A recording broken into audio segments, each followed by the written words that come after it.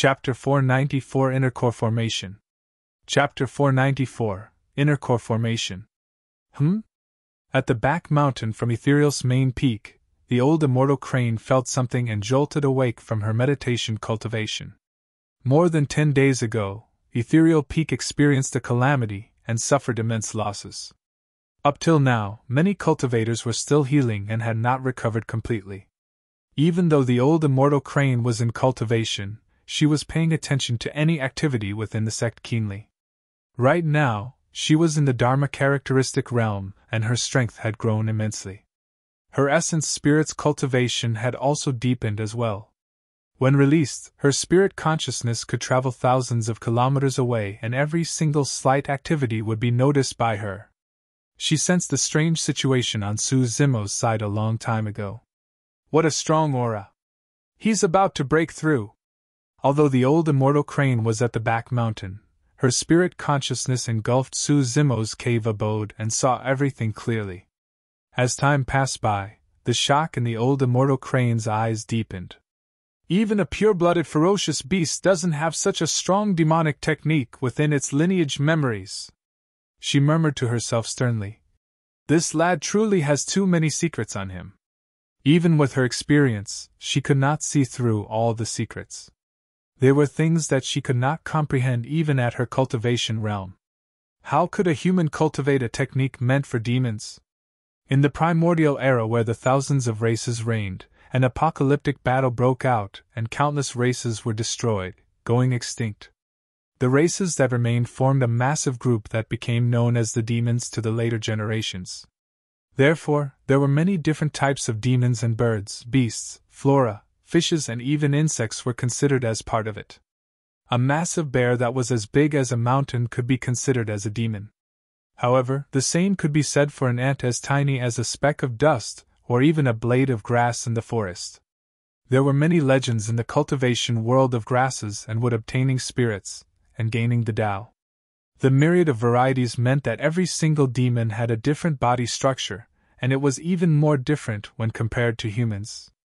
For example, flora demons did not have skin, flesh, tendons, bones, or organs. Bull demons had 4 hooves and 2 horns, while snake demons had no legs nor horns. The old immortal crane truly could not imagine how there would be a demon technique that a human could cultivate in this world, let alone one that was so terrifying. Unless there was a single possibility. It was a technique that retained all the essence of various demon cultivation techniques. By sieving out the portions that were suitable for a human to cultivate, one could combine all of those together. However, that was a massive project and would require unimaginable effort and focus. Even the ancient emperors wouldn't be able to do it. Who was it who could have created such a cultivation technique? What was the point of this cultivation technique's existence? Could this terrifying being have spent endless effort and hard work just to create this demon cultivation technique to impart to Su Zimo? The old immortal crane fell into deep thoughts. It was pitch black within the cave abode. Suddenly, Su Zimo opened his eyes, and it was extremely sinister, like 2 flashes of lightning streaking through the dark night. Swoosh! He stood up and his flesh expanded. His bones shifted with a series of cracking sounds, and his entire body grew, as though he was about to break through the clouds. It was akin to the rise of a massive ancient demon in the darkness. Bang! Boom! Boom! Su Zimo's body continued growing endlessly, and his head was almost bursting through the ceiling of the cave abode. The entire place shook as though it was about to collapse at any moment. Broken rocks fell on Su Zimo's head continuously, but he was perfectly fine. For a disciple such as Su Zimo, the layout of his cave abode was already similar to that of a golden core. It was spacious and had a high ceiling. Without the use of external objects, golden cores could soar through the air and reach 100 feet in height. Naturally, the height of the cave abode had to be more than 100 feet. What was 100 feet akin to? It was similar to a building with 10 levels. Now that Su Zimo was breaking through the roof of the cave abode, it meant that his body had already grew to the height of 100 feet. Energy surged into his body endlessly and gathered around his chest. His body expanded rapidly and caused his flesh to tear open, creating blood mists. His bones were cracking non-stop and even his major tendons were being extended to their limits. Su Zimo was covered in blood. His immensely strong regeneration abilities were healing his injuries repeatedly. Healing after being destroyed, healing after being destroyed. The cycle continued. The aura that was given off by his body was turning increasingly terrifying. The process of his flesh tearing and regenerating was extremely unendurable. Su Zimo was undergoing unimaginable torment. A long time later, finally unable to hold it in, he slouched his spine and opened his mouth, revealing veins that burst forth from his neck as he let out a thunderous roar from the depths of his throat. Roar! It sounded like a dragon and a tiger, spreading through the entire place and shocking the world. Night was the time for birds and beasts to roam and hunt for food, and their roars and cries could be heard everywhere. However, after Su Zimo's roar, all the mountains nearby fell into complete silence. The old immortal crane jolted awake from her thoughts, and her heart skipped a beat. The glabella of the old immortal crane shone, and she released her spirit consciousness swiftly, forming a pitch-black light barrier that isolated Su Zimo's cave abode from the outside world. No one could check on him using their eyes or spirit consciousness. Su Zimo's demonic cultivation must not be revealed yet. Cultivators bore a deep-rooted grudge towards demons, and that was a fact that was difficult to change. If they knew that Su Zimo was undergoing demonic cultivation, the other cultivators of the sect would not be able to accept it. The commotion it would cause would be too great. Many nascent souls and golden cores were alarmed. Thinking that a strong foe had arrived, they came forth from their cave abodes one after another, despite the fact that their wounds were not fully healed. Gazing over, everyone caught sight of a light barrier and could not see what was going on inside. Leave first and continue healing up. There's nothing important happening here. The old immortal crane's voice rang in everyone's mind. All the ethereal peak cultivators heaved a sigh of relief and returned, albeit with slightly confused gazes. Everyone had heard that roar loud and clear. Even the nascent souls of the sect felt their hearts skip a beat. What demon was that? It sounds terrifying. I don't know, but its background shouldn't be simple. It should have been taken down by Senior Crane. Many cultivators of the sect discussed in hushed whispers as they went their separate ways.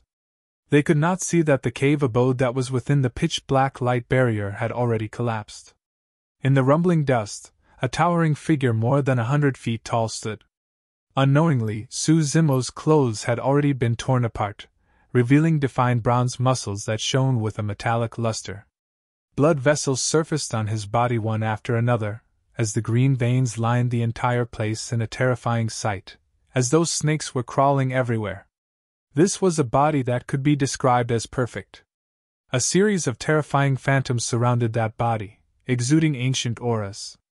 There was a desolate bull that plowed the heavens, a mighty and towering rock bear, a swiveling anaconda, a wild sanguine ape, a rampant divine steed, a cruel hell's tiger, a winged leopard that traversed the winds. The 7 ancient demons that he had cultivated up to this point of the mystic classic of the 12 demon kings of the great wilderness were appearing, baring their fangs and claws in a frightening lifelike manner. A round ball of blood was swiveling in Su Zimo's chest, beside his heart, and emitting a rich demonic chi. That was the inner core of the demon race. Inner core formation, success. Chapter 495 Terrifying Physique.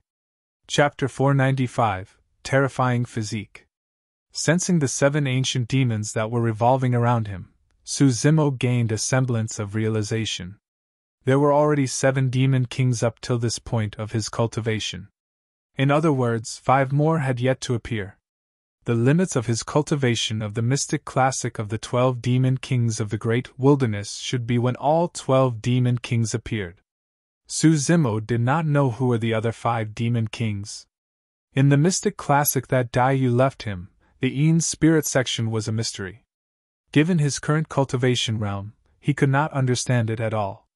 A blood-red inner core swiveled slowly within his chest. Su Zimo could barely contain the joy in his eyes and merely gripped his fists gently. With every single action he took, he could sense the massive power coming from each part of his body that seemed to be able to crush mountains. It was a leap in quality. Su Zimo withdrew a supreme-grade flying sword from his storage bag and injected spirit energy to it. The sword shone brightly with a cold intent. Su Zimo flicked the blade with his finger gently. Buzz! The blade quivered. The clash of his flesh and a supreme-grade flying sword had actually caused the sound of metal clashing to be emitted. Circulating his spirit energy fully, the spirit sea in Su Zimo's dantian surged and 9 spirit meridians appeared.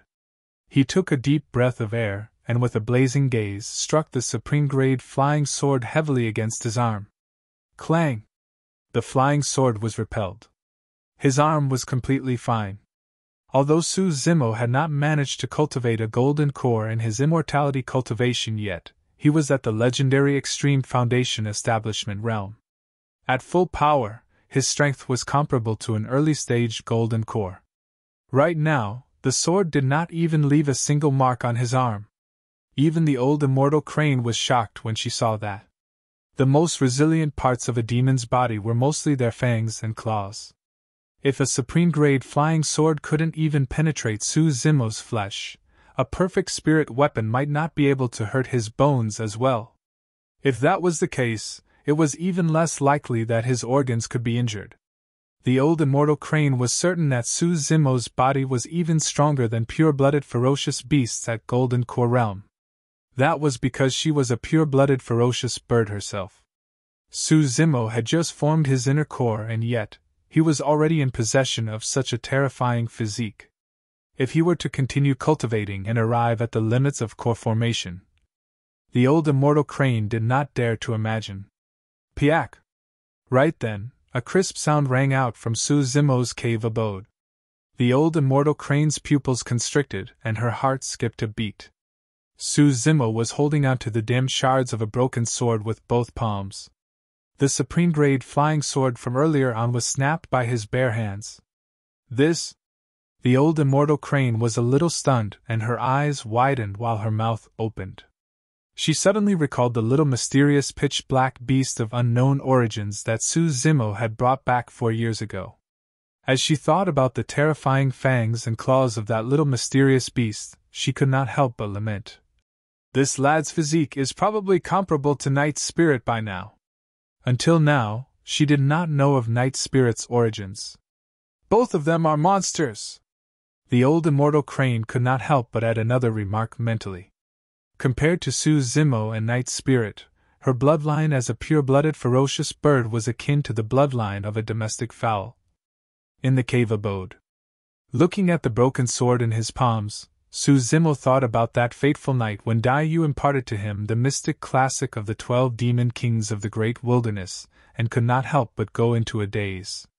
She once mentioned that he had to reach the 7th section, core formation, if he wanted to seek revenge from perfected being Tsang Lang. Right now, he was there. 8 years have passed since that night. His entire journey up till his point had been surreal. As he recounted the times he spent in the cultivation field back in Pingyang town with Daiyu, Su Zimo went silent and gradually entered a trance-like manner. Zimo. Suddenly, the voice of the old immortal crane sounded within the cave abode. Don't get distracted. You have just formed a core and you have to continue cultivating to stabilize your cultivation realm. Su Zimo jolted awake. It was only at that moment that he realized how much of a mess his breakthrough had created. His cave abode had already collapsed and dust was rumbling everywhere as debris laid on the ground. The reason why the other cultivators were not alarmed was due to the pitch-black light barrier in his surroundings. Su Zimo bowed hurriedly. Thank you, Senior Crane. He shocked himself with his comment. His voice had changed completely. It was loud as a bell and robust, enough to shake one's mind. The old immortal crane said gently, You have to control the power of your inner core to a point where it's natural. Otherwise, how are you going to be able to face other people? Even your voice will be enough to scare them. Su Zimo nodded and did not delay it any further. Shrugging his massive body, he assumed a lotus position and continued cultivating. After forming a core, stabilizing his cultivation realm and controlling the power of his inner core was relatively simpler, and did not carry any risk. All he had to do was spend time to feel the inner core and familiarize himself with it while getting accustomed to the many changes to his body. At that time, his cultivation realm would stabilize gradually as well. As time passed by, the phantoms of the 7 demon kings surrounding Su Zimo gradually faded. His body was shrinking as well. The demonic chi surrounding him gushed into his chest continuously. In the blink of an eye, 3 days had passed. Morning, daybreak. A ray of sunlight broke through the mist and landed on a clear and elegant face. His black hair fell casually like a waterfall and swayed gently by itself. The man's eyes were closed, and the sunlight moved slowly around his body until he was shining from head to toe. Against the shroud of the sunlight, his body shone with sparkles and was as shiny and flawless as jade. The man resembled a deity that had just entered the mortal realm and was in a pure silence. That was a true transformation. All of a sudden, the man opened his eyes and 2 divine lights shone in a dazzling manner that was even more intense than the sunlight. However, the divine lights faded swiftly as well. Calmness returned to his eyes. Lowering his head, the man looked at his body that had returned to normal and nodded in satisfaction. Retrieving a set of green robes from his storage bag, he wore them once more. The man was Su Zimo, who had just formed his core. Right now, he was already able to master the power of his inner core completely. As long as he did not make use of the power of his inner core, even if he channeled his bloodline, Su Zimo's body would not change in an obvious manner. Before he knew it, the isolating pitch-black light barrier set by the old immortal crane had already disappeared. Su Zimo rose and took a deep breath of air, relishing the freshness of the mountains. His entire body was relaxed, and every single one of his pores seemed to have opened up. His cave abode had already turned into ruins, and he couldn't stay in it any longer. Rising slowly, Su Zimo flew past the ruins and headed outside without a sound. Suddenly, Su Zimo's gaze shifted and he exclaimed softly, pausing in his tracks subconsciously. Outside the ruins, a young girl sat on the ground hugging her knees. Her features were exquisite and she had golden hair, but it was messy and had many curls. She had not rested for a long time and the girl looked extremely fatigued. Leaning on a cold slab of rock beside the entrance of the ruins, the girl was snoozing. Su Zimo pondered and understood what happened. He had created such a huge commotion with his core formation that it must have alarmed many people. Because Nian was worried, she guarded at the entrance and was unwilling to leave. She was dirty all over and her petite face was filled with specks of dust. However, they could not conceal her moving and peerless features. Chapter 496 Nianqi's Background. Chapter 496 Nianqi's Background. Perhaps the sunlight was blinding, or perhaps she sensed something after Su Zimo glared at her for a long time. Nianqi's eyelids twitched, and she opened her eyes, stirring awake. "Ah!" she exclaimed and blushed slightly when she saw Su Zimo looking at her from nearby with a smile on his face. Nianqi stood up hurriedly and patted away the dust on her body. Not daring to look at Su Zimo directly, she remarked in a shy manner, I fell asleep by accident. How long have you been here?" Su Zimo realized that his voice had already returned to normal, and was gentle and warm. 3 days, Nianqi replied. That warmed Su Zimo's heart. 3 days ago was the moment when he had just formed his inner core, and his cave abode had collapsed. Because he had both demonic and immortality cultivation, 3 days without rest was nothing much to him, and he was still energized. However, it was unendurable for a young lady like Nianqi. Su Zimo said tenderly, "Go back and rest, I'm fine." "Oh." Nianqi nodded and continued, "Master said that your cave abode is destroyed and asked you to relocate to another one." "Master?" Su Zimo froze for a moment. Nianqi replied merrily, "Senior Crane has accepted to take me in as her disciple." "That's great." Su Zimo was delighted and nodded, quipping at her, "Your seniority in the sect is even higher than mine from now on." The old immortal crane was the most senior, and the strongest within the sect. Nian Qi's future accomplishments would be limitless, learning from the old immortal crane directly. Don't worry, young master, my cave abode is right beside yours, Nian Qi explained hurriedly. You can call for me if you require anything from now on. I'll help you do it right away, just like back in Mo's spirit weapon workshop. Su Zimo smiled. From now on, we're sect mates. There's no need for us to get along like before. That won't do. If you hadn't taken me in back then, I wouldn't be here today. Nian Qi shook her head and replied solemnly. Young master, no matter what cultivation realm or status I reach in the future, I'll always be the same maidservant by your side. You're speaking nonsense again. Su Zimo chuckled and did not take it to heart. What he did not know was that the nonsense to him was a resolute oath in Nian Qi's heart. Su Zimo remarked. Let's go, take me to the cave abode. Yes. Nian Qi nodded. The two of them traveled on their flying swords one after another. Along the way, Su Zimo pondered for a moment and asked in a seemingly casual manner. Did anything big happen during this period of time? Nothing much. Nian Qi thought for a while. There's just many itinerant cultivators that want to join the sect. The royal family of Great Zhou and the other 4 major sects sent cultivators with gifts one after another as well to express goodwill. Now that Ethereal Peak had a Dharma characteristic expert in their midst, and had undergone rebirth through nirvana after the flames of war, their rise was only a matter of time. Those changes were naturally within Su Zimo's guess as well. Going silent for a moment, he narrowed his gaze and asked, Iridescent Cloud's Palace and True Fire Sect sent people as well? That's right. Nian Qi nodded. After a brief pause, she continued, Don't worry, young master. The other 4 major sects lost their void reversions and many of their nascent souls, golden cores and foundation establishment cultivators were injured and dead after this battle at Ethereal Peak. Given the immense losses, they wouldn't be able to recover within the next 1,000 years and won't be a threat to us. Su Zimo remained silent.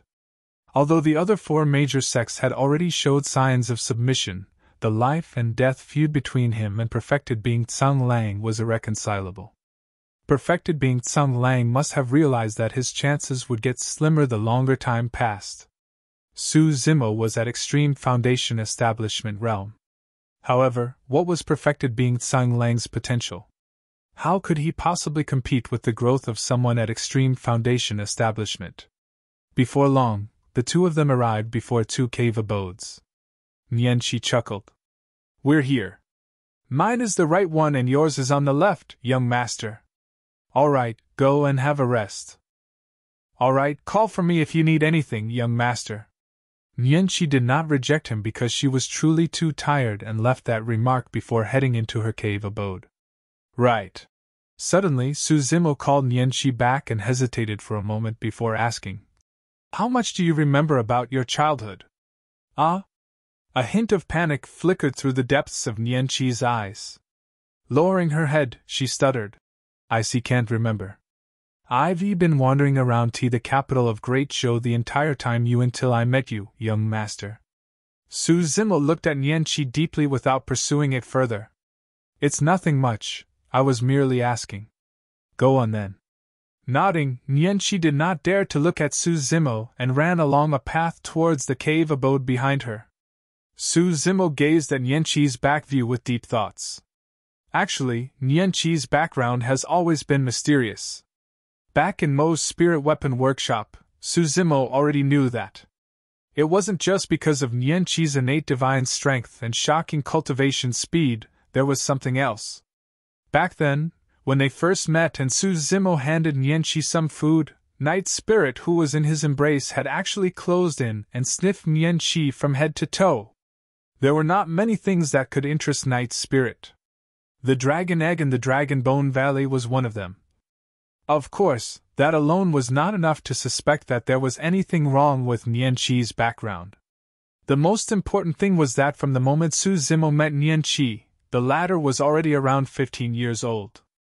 But now that 4 years had passed, she still looked like a young girl. Time seemed to have stopped on Nian Qi's body. This was impossible. Unless... Nian Qi's innate lifespan was extremely long, such that 4 years was almost negligible compared to her total lifespan. What sort of person, or rather race, would possess such a long lifespan upon birth? Su Zimo had a vague guess in his mind. It might not be an accurate guess. After all, there were many treasures and strange fruits on Tianhuang mainland. It was possible that Nian Qi might have consumed some miraculous fruit or elixir in the past, resulting in her innate divine strength and extremely long lifespan. The old immortal crane must have spotted something as well, and that was why she chose to take in Nian Qi as her disciple. Of course, it wasn't because Su Zimo suspected Nian Qi's intents.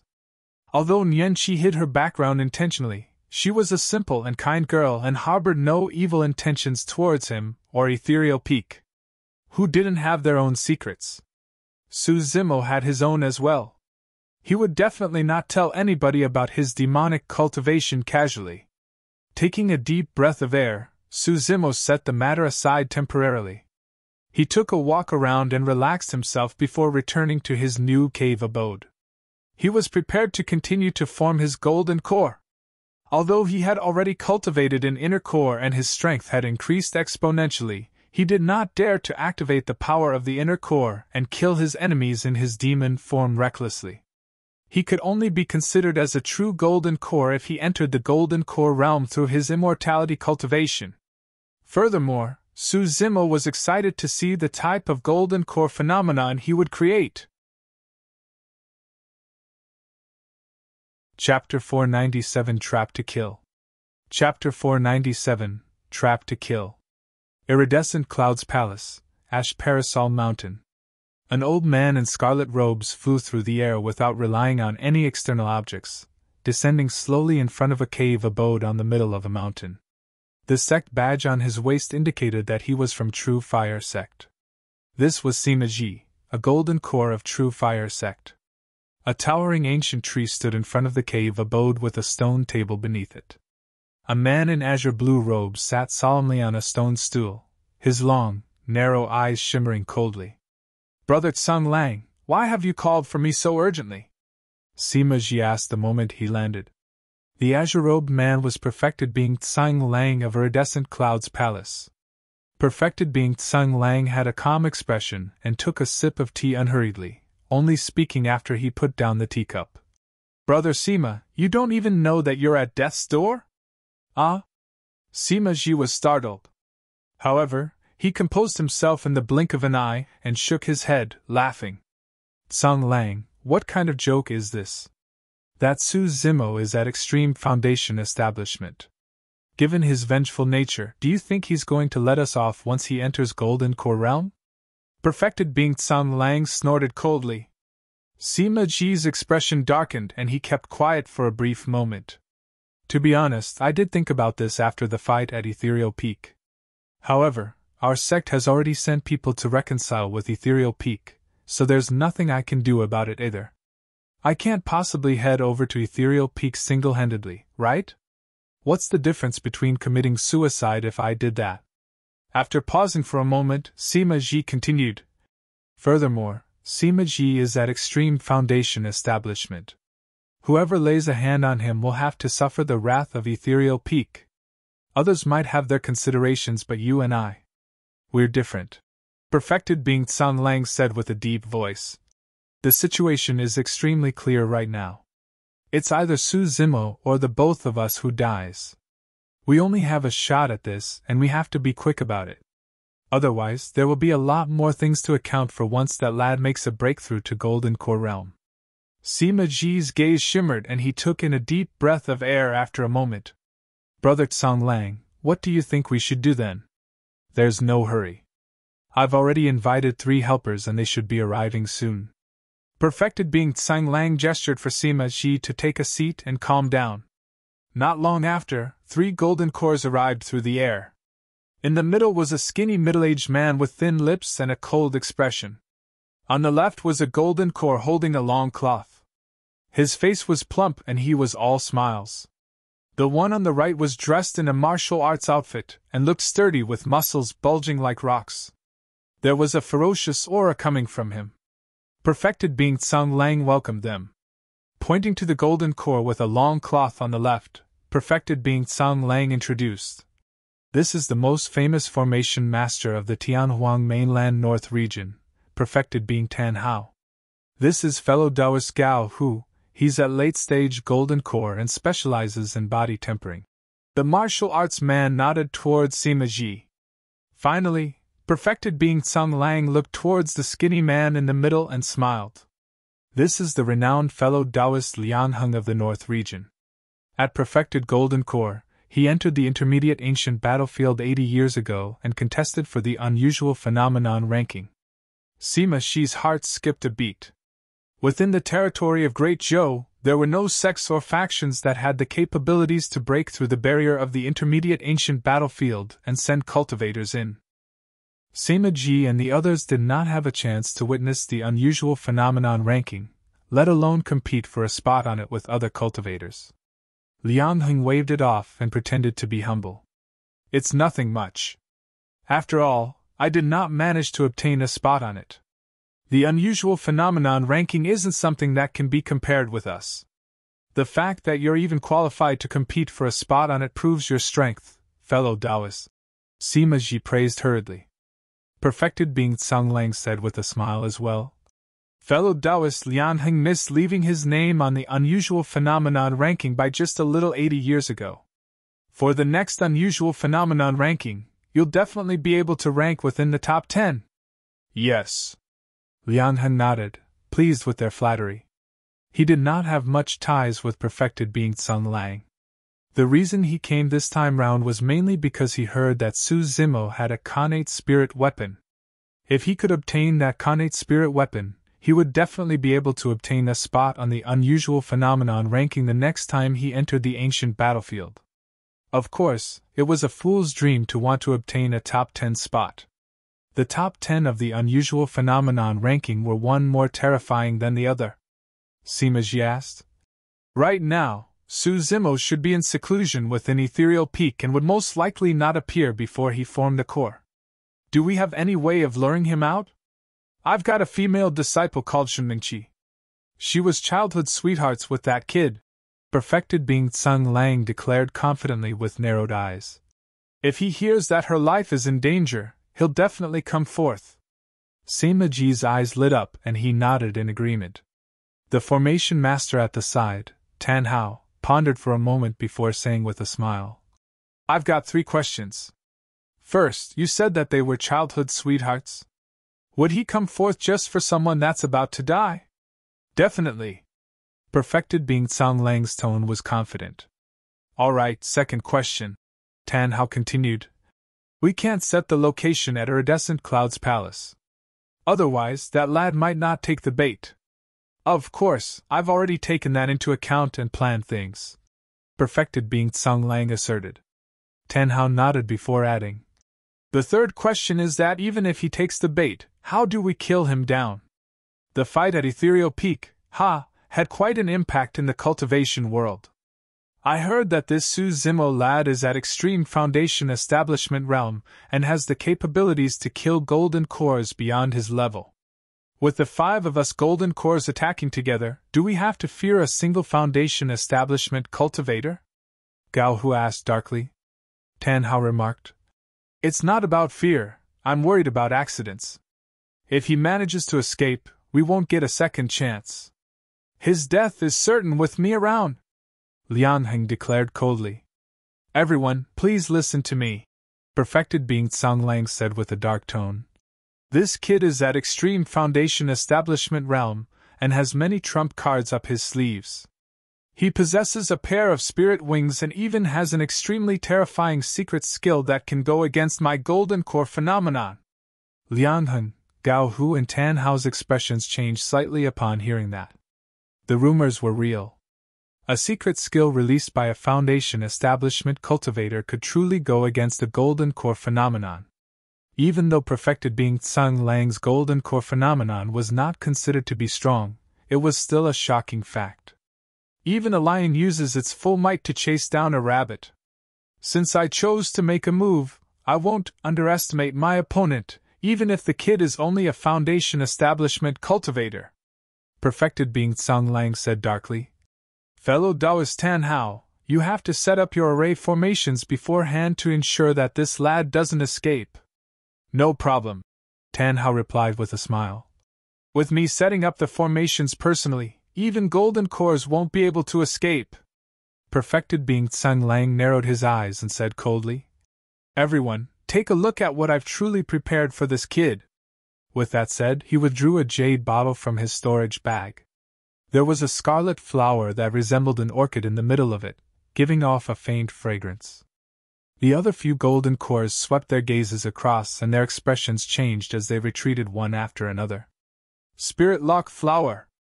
Liang Heng frowned and asked. This fiend flower has already gone extinct in the ancient era. How did you get your hands on it? The Spirit Lock Flower would not cause any direct harm to a cultivator. However, its fragrance had a fiendish power that could lock a cultivator's spirit energy. Even golden cores could not defend against it. The Spirit Lock Flower was one of the most famous fiend flowers of the ancient era. Chapter 498 Paper Crane. Chapter 498 Paper Crane. Perfected being Tsang Lang gave a smirk and replied darkly, I got my hands on this Spirit Lock Flower from the Great Qian ruins. I've only managed to resurrect it after nourishing it for dozens of years.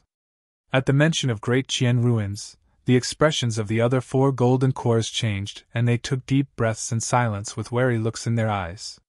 A long time later, Gao Hu said, Fellow Taoist Tsang Lang, why don't you ask us along the next time you go look for treasures in the Great Qian ruins? That way, we can look after one another as well. Heh! That's a place that we'll most likely die in and I'll never return again. Perfected being Tsang Lang remarked with a sense of trepidation. The previous time round, I merely took a spin around the outer perimeter of it, and I nearly died there. Tan Hao replied with a bright smile. It seems like you take this Su Zimo guy rather seriously, don't you, fellow Taoist Tsang Lang? To think that you would be willing to make use of an extinct ancient fiend flower, the Spirit Lock Flower. Isn't it excessive to use the Spirit Lock Flower against a Foundation establishment cultivator? Gao Hu asked moodily. The Spirit Lock Flower restricted one's spirit energy absolutely. Putting away the Spirit Lock Flower, Perfected being Tsang Lang said coldly, I've already said that even a lion uses its full might to chase down a rabbit. I won't allow any mishaps to happen for this attack. Tan Hao nodded. With the Spirit Lock Flower, the kid's greatest trump card, his secret skill which allows him to conjure a divine dragon, is now useless. Furthermore, even if he enters Golden Core Realm, it's useless. With his spirit energy locked, he won't be able to use any techniques as a Golden Core, and with the formation set up outside, he won't be able to escape even if he has wings. True Fire Sex Sima Ji's eyes lit up, and he got increasingly excited as he spoke. Wings? Perfected being Tsang Lang sneered. Don't forget, he won't even be able to use Ethereal Peak's secret skill, Ethereal Wings, with his spirit energy locked. He can only stand on the ground and look up to us. Gao Hu grinned. In that case, all we have to do is stand in midair, and that kid won't be able to hurt us no matter how many tricks he has up his sleeves or how strong his body is. On the other hand, all of us can just attack him as we want to. That's right. That's great. The 5 of them exchanged glances and laughed with relaxed expressions. Let's discuss how we want to distribute his treasures after killing him first, lest we get into needless arguments later on. Liang Heng remarked indifferently. Don't worry, we'll go with our initial agreement. Perfected being Tsang Lang said with a deep voice. We'll give that kid's dragon conjuring secret skill and connate spirit weapon to fellow Taoist Liang Heng. His body tempering technique will be for fellow Taoist Gao Hu. His sword formation techniques will be for fellow Taoist Tan Hao. As for his weapon refinement techniques, they will be for Brother Sima.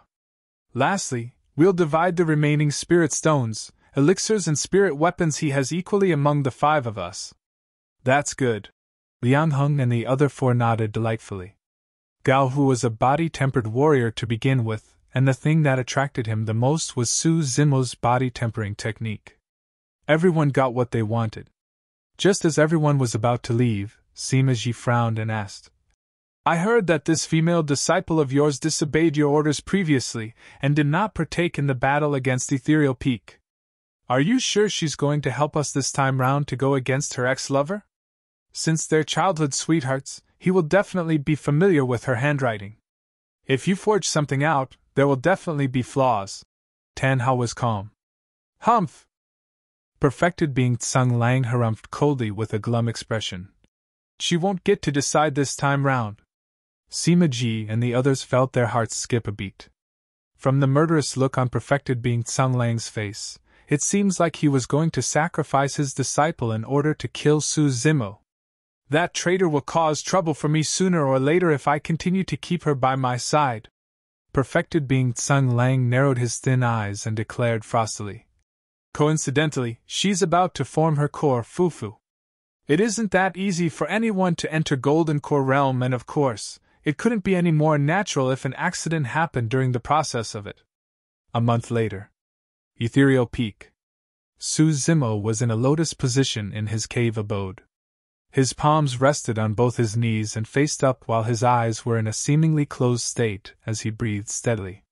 From head to toe, he exuded an extremely serene intent, akin to an immortal. A long time later, Su Zimo opened his eyes and took a long breath, waking up from his meditation. I still can't do it. Su Zimo shook his head. For the past month, he had been cultivating with Qi condensation while comprehending the Tidal Manual and Azura Saber at the same time as a conclusion to the many secret skills he had obtained after stepping onto the immortality cultivation path.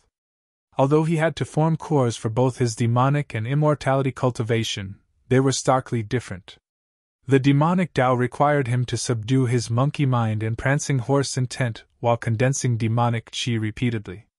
At that point, things would come together naturally, and he could form his inner core. However, the immortal Tao required more of comprehension and understanding. If he tried forming a core forcefully, it would not only lead to problems easily, the golden core phenomenon that he created might not be up to his expectations as well. Therefore, Su Zimo did not dare to be careless. Half a month ago, he had already reached the limits for his spirit energy, and his spirit sea could not expand further. In other words, he was already at the peak of extreme foundation establishment realm. Given those circumstances, he attempted to form his golden core. His cultivation path up till this point had been overly complex, and apart from immortal techniques, he had cultivated many fiend techniques as well. However, the differences between the Tao of immortals and fiends were way too vast. Immortality placed emphasis on nature and being one with the heavens. However, fiends were obsessed about the extremities of things. By nature, the spirit energy that Su Zimo cultivated was of a fire attribute. However, many of the cultivation techniques he cultivated, such as the Sea Calming Manual, Tidal Manual, and Blood Refinement Fiend Sutra, were related to water. Immortals and fiends were irreconcilable, as was fire and water. After half a year, Su Zimo still did not manage to cross that gap. If he tried forming a core forcibly, there would definitely be a large problem. The timing isn't right. He went deep in thought. On the path of cultivation, if one wanted to break through a major realm, they would often have to require the synergy of multiple factors, such as the environment, comprehension of the heaven and earth, fate, and their mental states. Some people gain enlightenment at the lakeside. Some people gain epiphany after traveling through mountains and valleys. Some people form their cores in the spur of the moment, while they are listening to the wind and looking at rain fall. Some people sever their karmas overnight and attain enlightenment mentally, forming their golden cores. But of course, there were even more people who die old with regrets without even getting to form a core. Rising, Su Zimo got off his bed gently and murmured to himself with a clear and deep gaze, "Seems like it's time for me to head out and take a walk." Right then, a soft knock came from his door. Su Zimo waved his sleeves and the door opened correspondingly. Nian stood at the entrance, gazing in left and right. "What's wrong?" Arriving beside her, Su Zimo looked at the paper crane in her hands and asked softly. The paper crane was one of the most commonly seen messaging tool in the cultivation world, and it was a type of talisman, created by the Thousand Crane sect. Nian handed him the paper crane. This is for you, young master. It states that it's from an old friend from Pingyang Town. Su Zimo furrowed his brows slightly. There was probably only a single person who was an old friend from Pingyang Town and knew how to make use of paper cranes to send messages. Receiving the paper crane, Su Zimo opened it slowly. A few lines of sentences were written with a dainty handwriting. Zimo, I've failed in my core formation and my spirit meridians have been severed. The injuries are extremely severe and I'm now back in Pingyang Town to recuperate in silence. Our relationship has ended a long time ago and I shouldn't have bothered you to begin with. But recently I feel that my limits have been reached and I don't have much time left. I hope that you can return for us to meet one last time. Regards, Shen Mingqi. Chapter 499 Make a Clean Break. Chapter 499 Make a Clean Break. The handwriting towards the end was slightly messy, as though she couldn't muster her strength. Su Zimo's expression was calm after he finished reading it, and there wasn't a single bit of emotion in his eyes. Out of curiosity, Nian she could not help but inch forward to take a look. It's her? She had some recollection towards Shen Mingqi. Back then, the woman behind perfected being Tsang Lang outside Mo's spirit weapon workshop was Shen Mingqi. Nian, she said. Young master, could this be forged? It might be a trap. The handwriting is hers, Su Zimo said before sneering. However, there's definitely a trap. The longer time passed by, the more afraid perfected being Tsang Lang would be. Therefore, Su Zimo predicted that perfected being Tsang Lang would definitely make his move. However, there was no chance for perfected being Tsang Lang to do anything if Su Zimo remained in Ethereal Peak. Therefore, no matter what kind of message it was, whether it was at Pingyang Town or anywhere else, perfected being Tsang Lang only had a single motive: to lure him away from Ethereal Peak. When Yanqi saw that Su Zimo was calm and did not lose his cool, she felt relieved. However, immediately after, Su Zimo's next sentence alarmed Nianqi. I'm going to leave the peak. Ah? Nianqi frowned and asked. Young master, you're going to continue despite knowing that it's a trap? That's right. Su Zimo smiled and gazed into the distance. A breeze blew over and his black hair swayed gently. As if he was reminiscing, Su Zimo looked a little emotional and murmured, It's just nice that they're all around. It's time to make a clean break and settle all the grievances of the past. However, the other party is prepared and must have set up an impenetrable trap for you, young master. Nianqi had a worried expression as she analyzed calmly. You're not at Golden Core Realm yet, young master. There's truly no need for you to take the risk. Don't worry. If the situation doesn't seem right, I'll retreat first. Su Zimo smiled slightly. Furthermore, I haven't been getting much progress recently in my attempts in core formation. Continuing that way isn't going to be helpful, and I've been meaning to head out as well. Before Nianqi could persuade him further, Su Zimo already rode on his flying sword and turned into a streak of light, tearing through the void. 10 days later. Pingyang Town, night. It was dead quiet on the streets without anyone around. Within a room in a mansion not far away from the Shen family, everything was pitch black. All of a sudden, in the darkness, a pair of eyes lit up and a skinny figure appeared faintly. The person's ears twitched before whispering, Someone's here. Immediately after, a hushed voice sounded from the side. Brother Lianheng, you're indeed impressively strong. We didn't even detect anyone at all. As he spoke, another few pairs of eyes lit up in the room as a couple more figures appeared one after another. It was perfected being Tsang Lang's group of 5. Before long, the sound of clothes fluttering through the air arrived at an extremely fast speed. The sound of it definitely indicated that the person was headed for Pingyang Town. The 5 of them exchanged glances and their killing intent surfaced. Perfected being Tsang Lang went to a window and peered outside through a slit. Before long, a green-robed figure arrived above the Shen residence. His robes were fluttering as he stepped on a flying sword, standing upright in the air with a calm expression. Perfected being Tsang Lang could not help but smirk when he saw that. He took the bait. Turning around, He nodded to Liang Heng and the other three. Are we going to make a move now? Gao Hu rubbed his palms with a murderous look. He was raring to go. Let's wait a little more, there's no hurry. Perfected being Tsang Lang was extremely calm and whispered. Let's observe further to see if the kid has any expert on his heels. Otherwise, we might be the ones falling into a trap. That's right. Sima Ji nodded. Expert? What expert? Liang Heng sneered. If they are golden cores, it doesn't matter how many of them come because I'll be able to take them down single-handedly. As for nascent souls... do you guys think that any nascent souls would be so free as to accompany this lad for such a long distance just so he could meet his ex-lover? Gao Hu nodded in agreement. There's nothing wrong with being a little more careful. Perfected being Tsang Lang added with a slight frown. Although Su Zimo had already fallen into the trap and everything was proceeding as planned, for some reason, he felt uneasy as though something was amiss. Isn't everything going too smoothly? A moment later, Perfected being Tsang Lang suddenly asked. Fu! Liang Heng could not help but stifle a chuckle and shake his head. Tsang Lang, you're truly overly suspicious. We've planned this for so long with so many backups, what are you still worried about? I have no idea as well. Perfected being Tsang Lang shook his head.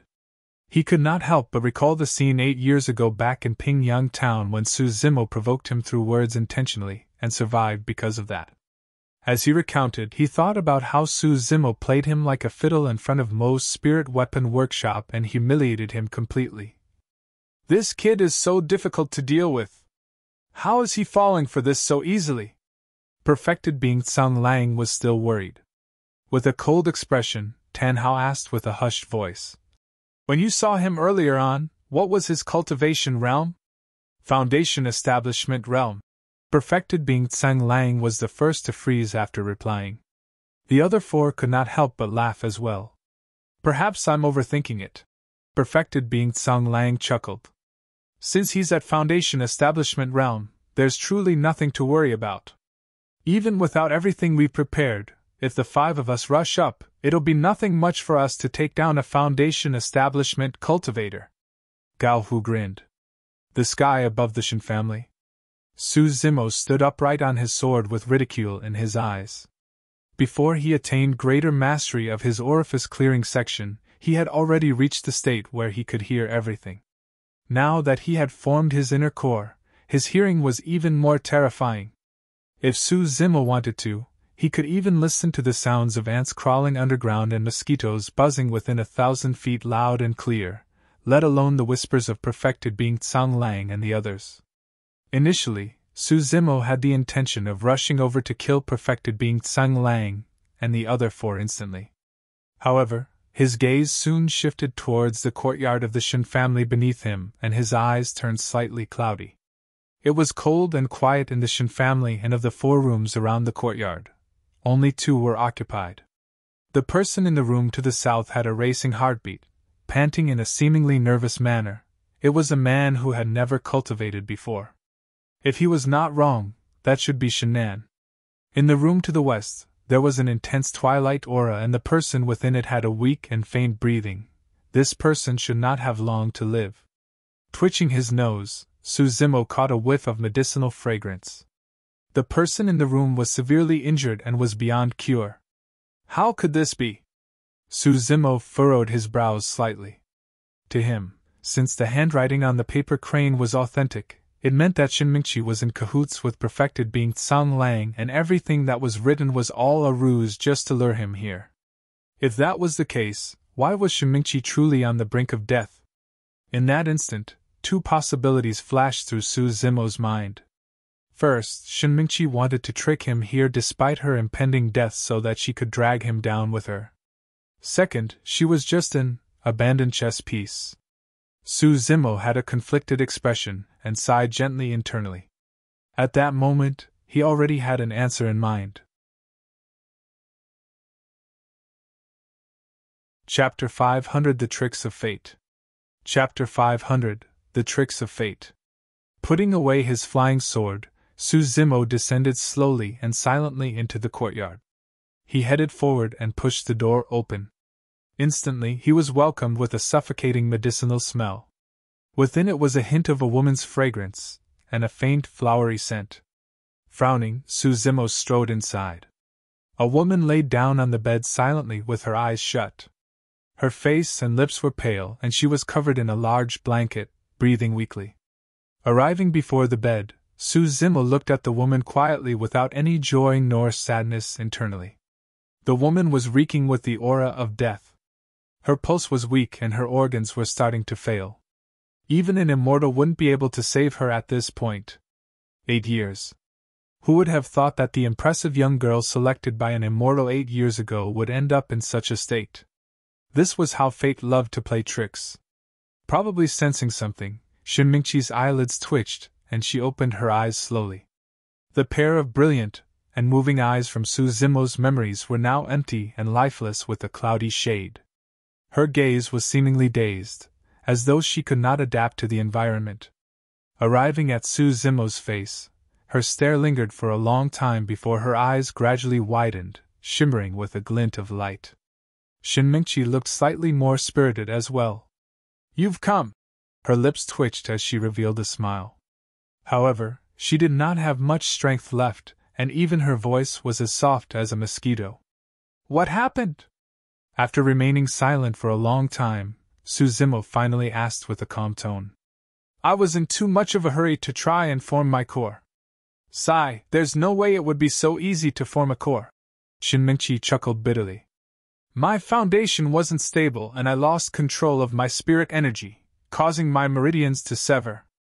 I entered chi deviation and failed in my core formation, nearly losing my life. Thankfully, my master stepped in and managed to save my life."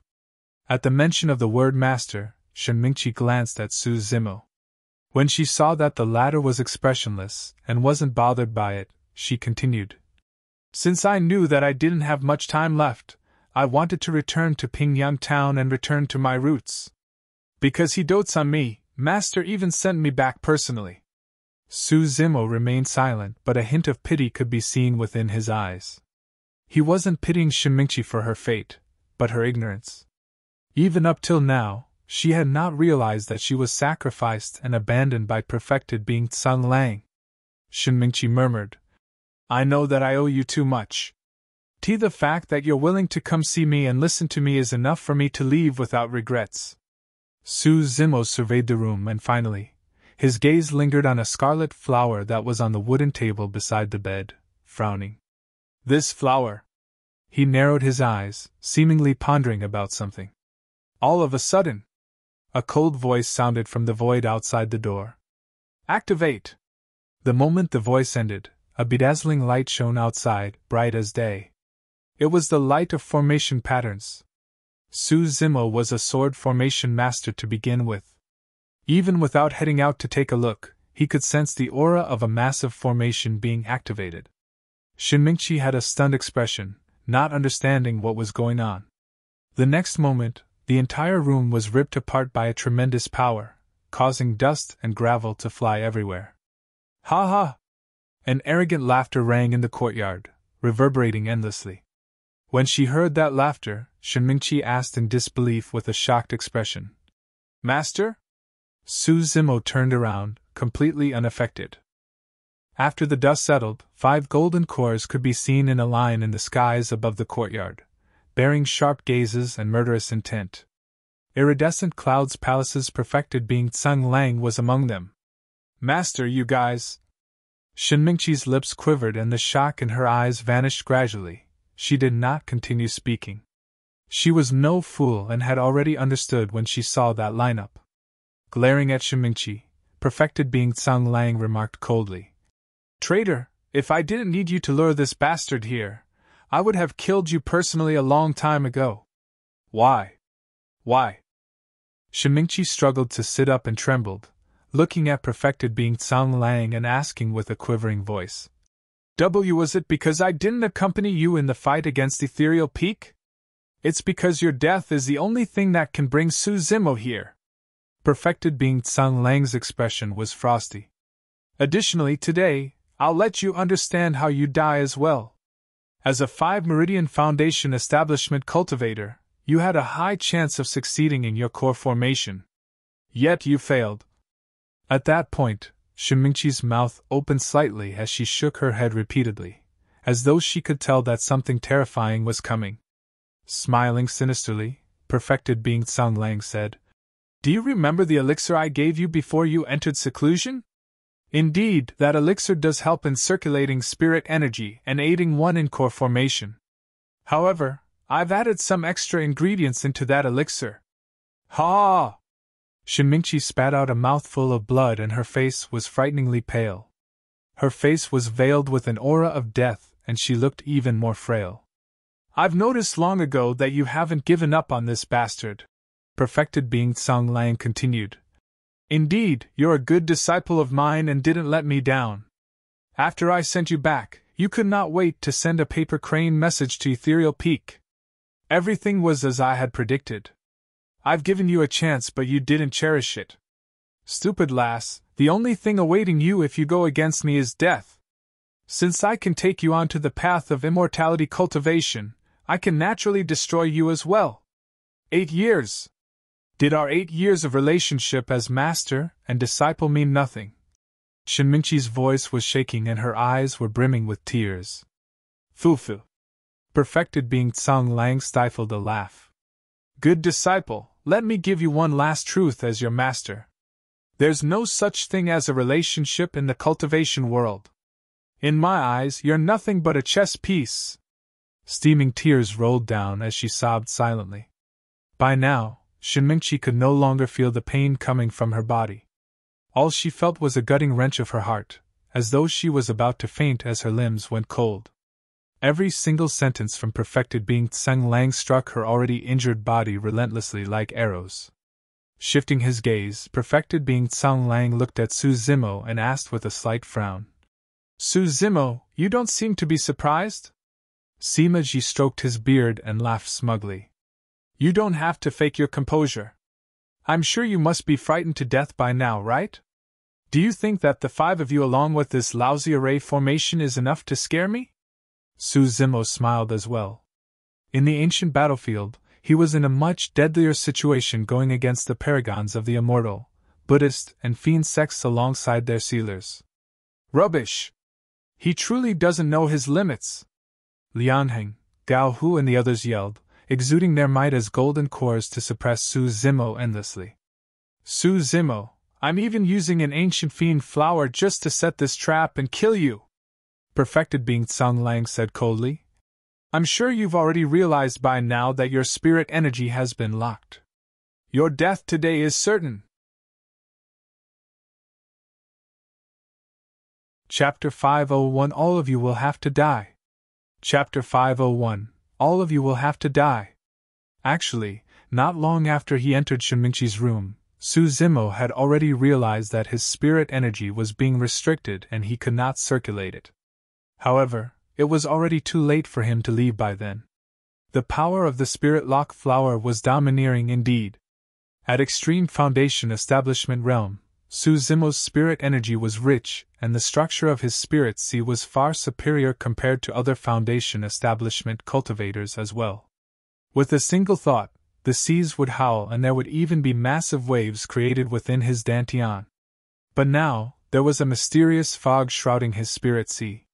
The waters were dead without any movement. Perfected being Tsang Lang sneered. "With your spirit energy locked, all your trump cards such as the dragon conjuring secret skill and ethereal wings are useless." Sima Ji was smug and burst into laughter. "I heard that you've got a strong physique and bloodline? But what's the use of that? You can only run on the ground without being able to touch our clothes even." "Ha! I'm Tan Hao, a formation master." Waving the long cloth he was holding, Tan Hao commented with a smile. "This is merely a trap formation and is extremely common. It can trap golden cores for up to 5 days with ease. As for Foundation Establishment cultivators, Fufu, I don't know. A year? 10 years? Or perhaps 30? Gao Hu beamed and revealed a menacing smile, declaring loudly. "Kid, don't be afraid. I heard that you're strong in melee combat. I'll head over soon and play along with you." Thud. Unknowingly, Shenmingqi had struggled to get out of bed and she knelt in the direction of perfected being Tsang Lang, begging miserable. Master, I'm someone that's about to die. The only wish I have is for you to let him off, please. Shenmingqi's expression was dismal as she kowtowed to perfected being Tsang Lang. As her jade-white forehead smashed against the ice-cold ground time and again, it was stained red before long. The 5 golden cores were indifferent and unmoved. Let him off! As though he had heard something incomparably amusing, perfected being Tsang Lang said with a cold stare. The greatest regret of my life is not killing this little bastard personally 8 years ago, leaving him as such a potent danger. Shenmingqi's body swayed and her head spun, as though she could faint at any moment without waking up again. All of a sudden, a firm palm held her by the arm, pulling her up from the muddy ground. Su Zimo's voice reverberated in her ears, calm yet firmly. There's no need to beg him or kneel down. Zimo, I really didn't know. I truly didn't. I was the one who brought this to you. Turning around, Shenmingqi looked at Su Zimo beside her and sobbed with swollen eyes. Su Zimo did not look at her as he lowered his head and said, Although our relationship has ended, there's something else I can do for you. What? Shenmingqi asked instinctively. With a soft voice, he replied, When we were young, I would always stand up for you if you were bullied. Today, I'll do it for you once more. Perhaps, it might be the last time too. Before he finished his sentence, Shenmingqi's eyes were already flowing with tears. In that instant, she seemed to have returned to her childhood. Back to that carefree world without any scheming and power struggles. Shenmingqi's vision blurred. The figure before her fused together slowly with that image from her memories. Brother Zimo. Shenmingqi addressed him instinctively, and her eyes shone with a glint. She seemed to have recovered quite a bit of energy with her body as well. These were the signs of a final respite before death. It was akin to the final glow of the sunset before dawn broke. In midair, perfected being Tsang Lang and the other 4 had varied expressions as their gazes shimmered. Liang Hing, Gao Hu and Sima Ji did not seem to realize anything. However, perfected being Tsang Lang and Tan Hao felt something vaguely amiss the moment they caught sight of Su Zimo and were feeling uneasy. Right from the beginning, Su Zimo was way too composed. He didn't look like someone that had fallen into a trap. Perfected being Tsang Lang recalled every single detail of the plan and did not notice anything amiss. He truly could not comprehend where Su Zimo got his confidence from. Raising his head slightly, Su Zimo looked at perfected being Tsang Lang and said indifferently, Indeed, your plan is perfect without a flaw. Unfortunately, you didn't take something into account. What? Perfected being Tsang Lang's heart sank as he asked with a narrowed gaze. It's useless even if you lock my spirit energy, all of you will have to die. Before his sentence was finished, Su Zimo's eyes shone black as ink as his hair swayed naturally without any wind. The inner core in his chest circulated slowly, emitting a terrifying aura. Pissed? Tsang Lang and the other 4 were shocked. Demonic chi! Not good, he's a demon! Crackle! Pang! Pang! Pang! Su Zimo's tendons and bones sounded at the same time as his flesh expanded. Right in front of the 5 of them, that body that was initially 7 foot tall expanded instantly, growing to a height of more than 100 feet. He was like a towering ancient fiend king with a torrential killing intent. That terrifying body was filled with green veins that surfaced densely, and it shone with an indestructible metallic luster. Revolving around him were ferocious lifelike ancient demons, a wild bovine, a rock bear, an anaconda, a sanguine ape. His aura was absolute, as though it could rip everything apart and devour all life. The 5 golden cores were stunned and their minds went blank. Even with his current cultivation realm and his experience in the intermediate ancient battlefield challenging people on the phenomenon ranking, Lian Heng was startled momentarily. Initially, the 5 of them stood 100 feet above the air and looked down at that ant-like cultivator. But the next moment, a pair of bronze eyes appeared before the 5 of them, glaring coldly with a menacing aura. Every single breath caused a hurricane to howl. What kind of monster was this? That was the only thought in the five of their minds. Before they could react, that monster before them grinned and revealed 2 rows of sinisterly sparkling teeth. Without a second word, Su Zimo reached out with his massive palm and engulfed Tan Hao over the head, as though he was about to cover the entire skies. He grabbed downwards. Tan Hao sped away, but he was a step too late at the end of the day, and could not manage to get out of Su Zimo's reach. Flesh and blood splattered everywhere. Tan Hao did not even manage to make a single sound before he was minced into a fog of blood without any corpse left. Run! Gao Hu was scared out of his wits and turned to flee. Roar! Su Zimo was right behind Gao Hu and took a deep breath, puffing his chest. Immediately after, he opened his mouth and let out a deafening roar.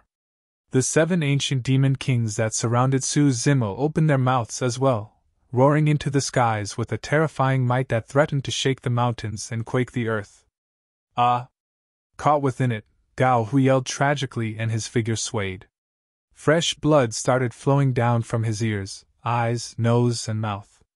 His face was covered with bloodied lines and his features contorted, causing his eyeballs to bulge out as he fell from the air, no longer breathing. He was roared to death. A golden core was roared to death just like that.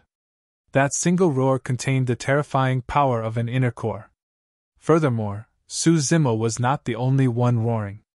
With the help of the 7 demon kings, his roar rippled through the heavens and engulfed everything within thousands of kilometers. Chapter 502 Heavenly Essence Swords. Chapter 502 Heavenly Essence Swords. Although the Spirit Lock flower restricted the spirit energy in Su Zimo's dantian, it could not contain the inner core in his chest. The inner cores cultivated by demons had nothing to do with spirit chi.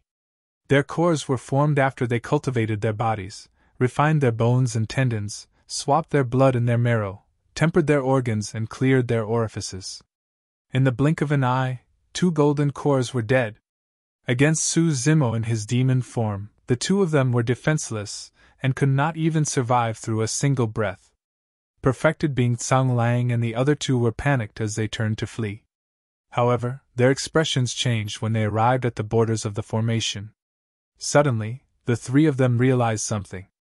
Now that Tan Hao was dead, the 3 of them could not dispel his formation within a short period of time. The reason why Su Zimo killed the formation master, Tan Hao, first was most likely because he had anticipated this. This trap formation was originally prepared for Su Zimo, who would have thought that it would end up turning into their graves. They were now doomed by their own trap.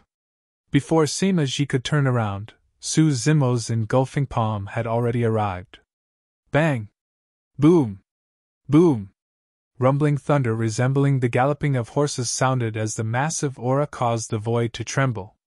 Go! With nowhere to retreat, Sima Ji withdrew 2 flying swords from his storage bag and injected his power as a golden core into them. Instantly, the swords shone brightly and turned into 2 streaks of light, shooting towards the incoming palm over his head. True Fire Firmament Incineration! At the same time, Sima Ji conjured hand seals and released a secret skill of True Fire Sect. A scorching flame burned in his palms. Biting his tongue, Sima Ji spat out a mouthful of essence blood that landed in the flames. Immediately, the flare shot into the heavens. Go! Fiercely, he threw the flames in his hand towards Su Zimo's face. I don't care what kind of a monster you are, burn! Sima Ji yelled with his might, as if doing so would suppress the fear in his heart.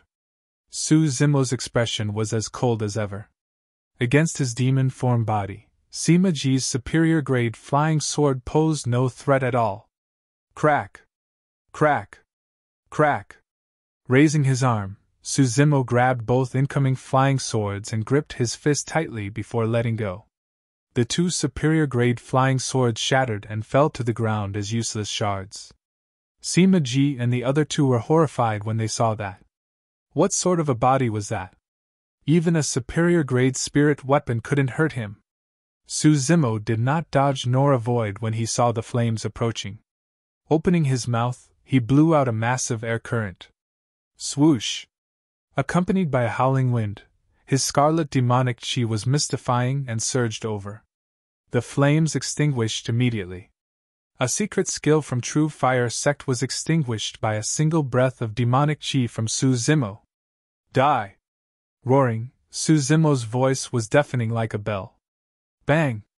A single palm landed and Sima Ji's body was torn into pieces. He died on the spot. Don't panic! Seeing that he had nowhere to run, Liang Heng calmed down rapidly and said with a dark voice, Tsang Lang, this mess was created by you. Right now, the both of us only have a single way out, and that is to kill this bastard. Let's join forces. Perfected being Tsang Lang grit his teeth and gulped. If you've got any trump cards up your sleeves, now isn't the time to continue hiding them. Give it your all!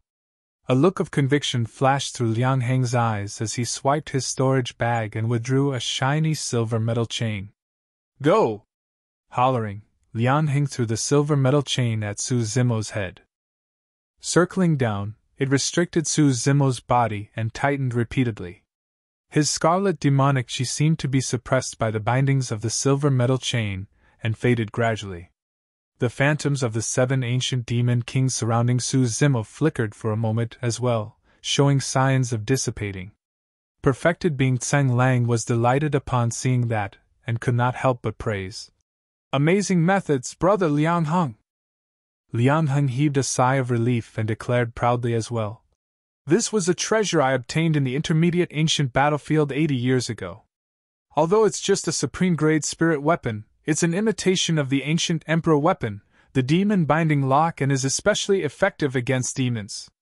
Even a pure-blooded ferocious beast will have to bow down and submit obediently if it was trapped by this. Su Zimo exerted his strength to try and break free from the silver metal chain. However, as though it was agitated, the silver metal chain bound him even more tightly and even dug into his flesh. Su Zimo's expression changed. Hee hee! Liang Heng sneered. Little bastard, even though this is an imitation of the demon-binding lock, it inherited the latter's powers as well. The more you struggle, the tighter the lock will contract. I'll advise you not to make things difficult for yourself. Brother Liang Heng, don't waste time talking to him. Let's kill him now lest he creates trouble for us in the future. All right. Liang Heng whipped out a cold, shimmering sword. He was actually a sword cultivator. Perfected being Tsang Lang summoned the supreme-grade flying sword in his hands as well, prepared to control it to slice down at Su Zimo's head. Ha ha! Suddenly, Su Zimo reared his head and laughed with a feral gaze. Do you think that a lousy imitation chain is able to trap me? Splash! The blood chi within Su Zimo surged and his inner core churned fanatically, causing endless scarlet demonic chi to be released. The phantoms of the 7 ancient demon kings stabilized again, and their eyes lit up one after another, as though they were just awakened with spirit. Break it! Roaring into the skies, Su Zimo's flesh expanded once more and his power of blood chi and inner core reached their limits. Instantly, the silver metal chain started buzzing. Liang Heng's expression changed starkly. Before he could react, there was a bang. The silver metal chain broke into dark pieces against Su Zimo's supreme demonic strength and turned into a pile of scrap metal. Die! With a maddened roar, Su Zimo took huge strides and arrived before Liang Heng within a couple of steps. He reached out with his massive palm and engulfed the latter. It was heavenly encompassing. After witnessing the terror of Su Zimo's physique, there was no way Liang Heng dared to be careless as he grit his teeth tightly. Channeling the golden core in his body, he roared. Golden core phenomenon, heavenly essence swords! Clang! Clang! The sound of swords streaking rang through the world and reverberated within the formation. Behind Liang Heng, a massive cyclone made up of incomparably sharp swords howled over, connecting heaven and earth like a divine dragon sucking water. Before the heavenly essence swords arrived, Su Zimo already felt his skin being torn slightly. Golden core phenomenons were the strongest methods available for golden cores. When cultivators formed their cores and their golden cores were of a certain quality, they would start harmonizing with the spirit chi in their surroundings and form phenomenons. The greater the quality of one's golden core, the deeper their understanding of the Tao of the core, and the more spirit meridians they had, the stronger the golden core phenomenon created. Humans were innately weak and at qi condensation and foundation establishment realm. Apart from some of the strong body-tempered cultivators, most other cultivators would be dead if they were closed in by demon beasts. However, after they formed their cores, cultivators would have a chance of cultivating golden core phenomenons, and that would make up for their disadvantage. If they were able to release their golden core phenomenons in time during a fight, it would be difficult for demons to go against the might of the phenomenons. Not only that, if the golden core phenomenons were strong enough, they could easily take down ancient remnant beasts, or even pure-blooded ferocious beasts. For golden cores such as the top 10 of the phenomenon ranking, even pure-blooded ferocious beasts would have to avoid crossing their paths.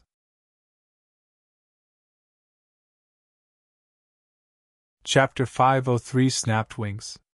Chapter 503 Snapped Wings.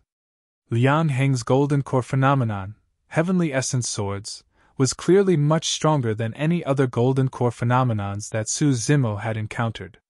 If this was before he had formed his inner core, even if he used all his trump cards such as the ancient Dragonification Manual and other secret skills, Su Zimo might not be able to handle a golden core phenomenon as such. But now that his inner core was formed, Su Zimo had nothing to fear. There was no one else who understood the might of the mystic classic of the 12 demon kings of the great wilderness better than him. When he attained lesser mastery of the orifice clearing section, he was already able to suppress most other cultivators of the same cultivation realm. At greater mastery of the orifice clearing section, he was almost invincible in the ancient battlefield. Right now, he had formed his core.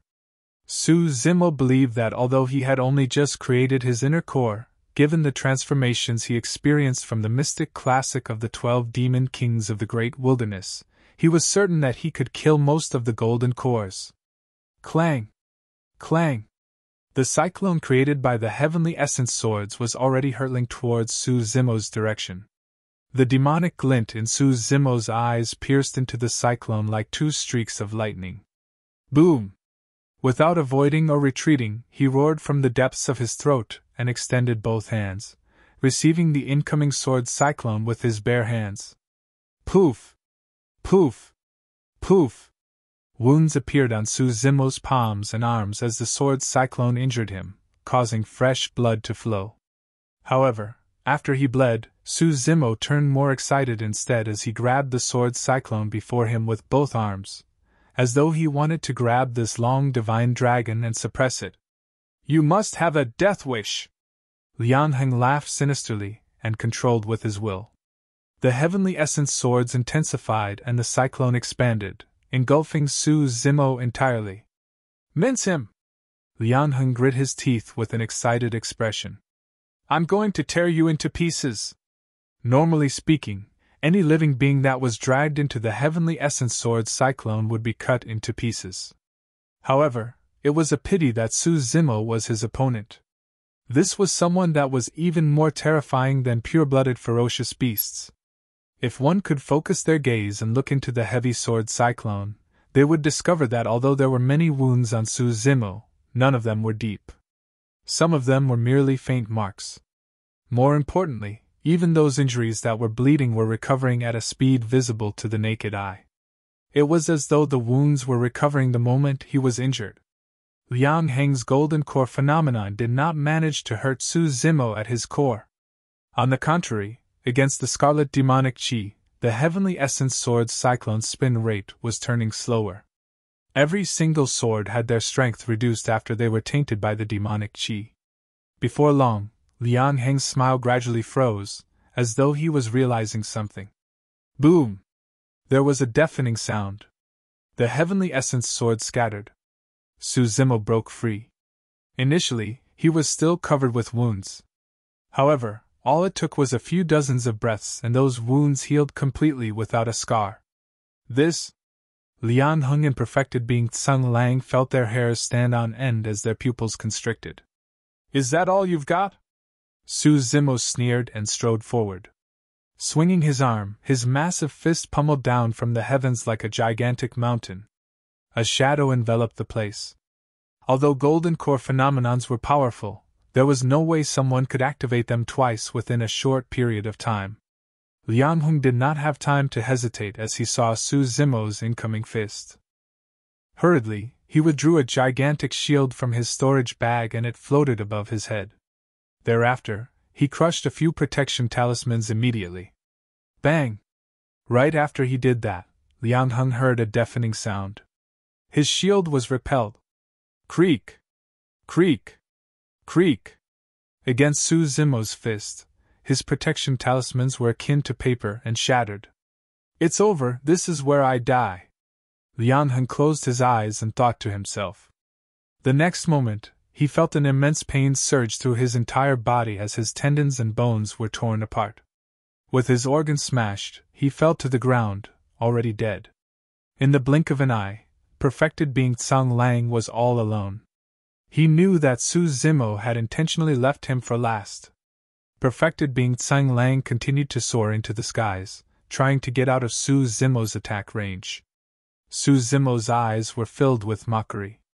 Although he had yet to form his golden core, he had formed an inner core and could also soar into the skies without the use of external objects. Boom! Stomping on the ground, Su Zimo leaped into the air. By the time he was in midair, Su Zimo's body had already returned to normal. As such, his speed increased significantly, and he arrived behind perfected being Tsang Lang in the blink of an eye. Myriad sunlight! Sensing the wind behind him, perfected being Tsang Lang released his golden core phenomenon without even turning back. The blue skies were suddenly filled with immensely breathtaking sunlight that spread everything in a blinding manner. Unfortunately, Su Zimo was unaffected because of his immensely powerful vision. Sneering, he threw out a punch. Compared to Liang Heng's golden core phenomenon, perfected being Tsang Lang's myriad sunlight was significantly weaker. Boom! With his body and terrifying demonic strength alone, Su Zimo took the golden core phenomenon head-on and shattered the myriad sunlight. He was overwhelming everything with brute force. Poof! Perfected being Tsang Lang's figure staggered and he spat out a large mouthful of blood. That punch did not merely shatter his golden core phenomenon. The aftershock of the punch even followed through with the sunlight and struck him, causing his organs to shift position right away. Knowing that escape was almost impossible, perfected being Tsang Lang turned around suddenly. He did not give up against the incoming Su Zimo and channeled his flying sword, piercing it towards Su Zimo's direction. Shoo! The flying sword streaked through the air and arrived instantly. Without even blinking, Su Zimo extended his bare hands and grabbed the incoming flying sword directly. Gripping both ends of the flying sword, he snapped with force. Piak! The flying sword shattered. Su Zimo continued advancing. Tossing the flying sword in his hands to the ground casually, he arrived before perfected being Tsang Lang in the blink of an eye. The two of them were in a face-off. Su Zimo's expression was indifferent, and his gaze was calm. However, perfected being Tsang Lang's hair was in a mess, and he looked wretched with a frightfully pale expression. This was 8 years in the making. Although they were now reunited back in Pingyang Town, it was under completely different circumstances. 8 years ago, you told me that although the inferior ant yearns for the sky, how can they ever touch the eagle's wings? Su Zimo remarked indifferently. Today, I'm telling you that not only can I touch the wings of the eagle, I'm even going to snap them. Before he finished his sentence, Su Zimo reached out for perfected being Tsang Lang's throat. Perfected being Tsang Lang's expression changed starkly as he raised his hands instinctively before him to defend. Su Zimo's gaze turned cold. The moment he touched perfected being Tsang Lang's arms, he exerted strength forward. Snap! Perfected being Tsang Lang's arms were snapped on the spot. Flesh hung from his broken bones that were revealed as blood flowed everywhere in a grisly manner. Ah! Shrieking tragically, perfected being Tsang Lang almost fainted. Instantly, cold sweat started pouring from his forehead. Striding forward, Su Zimo yanked perfected being Tsang Lang's hair and descended instantly. He dragged perfected being Tsang Lang towards Shenmingqi. With his lifeless arms, perfected being Tsang Lang could do nothing as Su Zimo dragged him across the mud.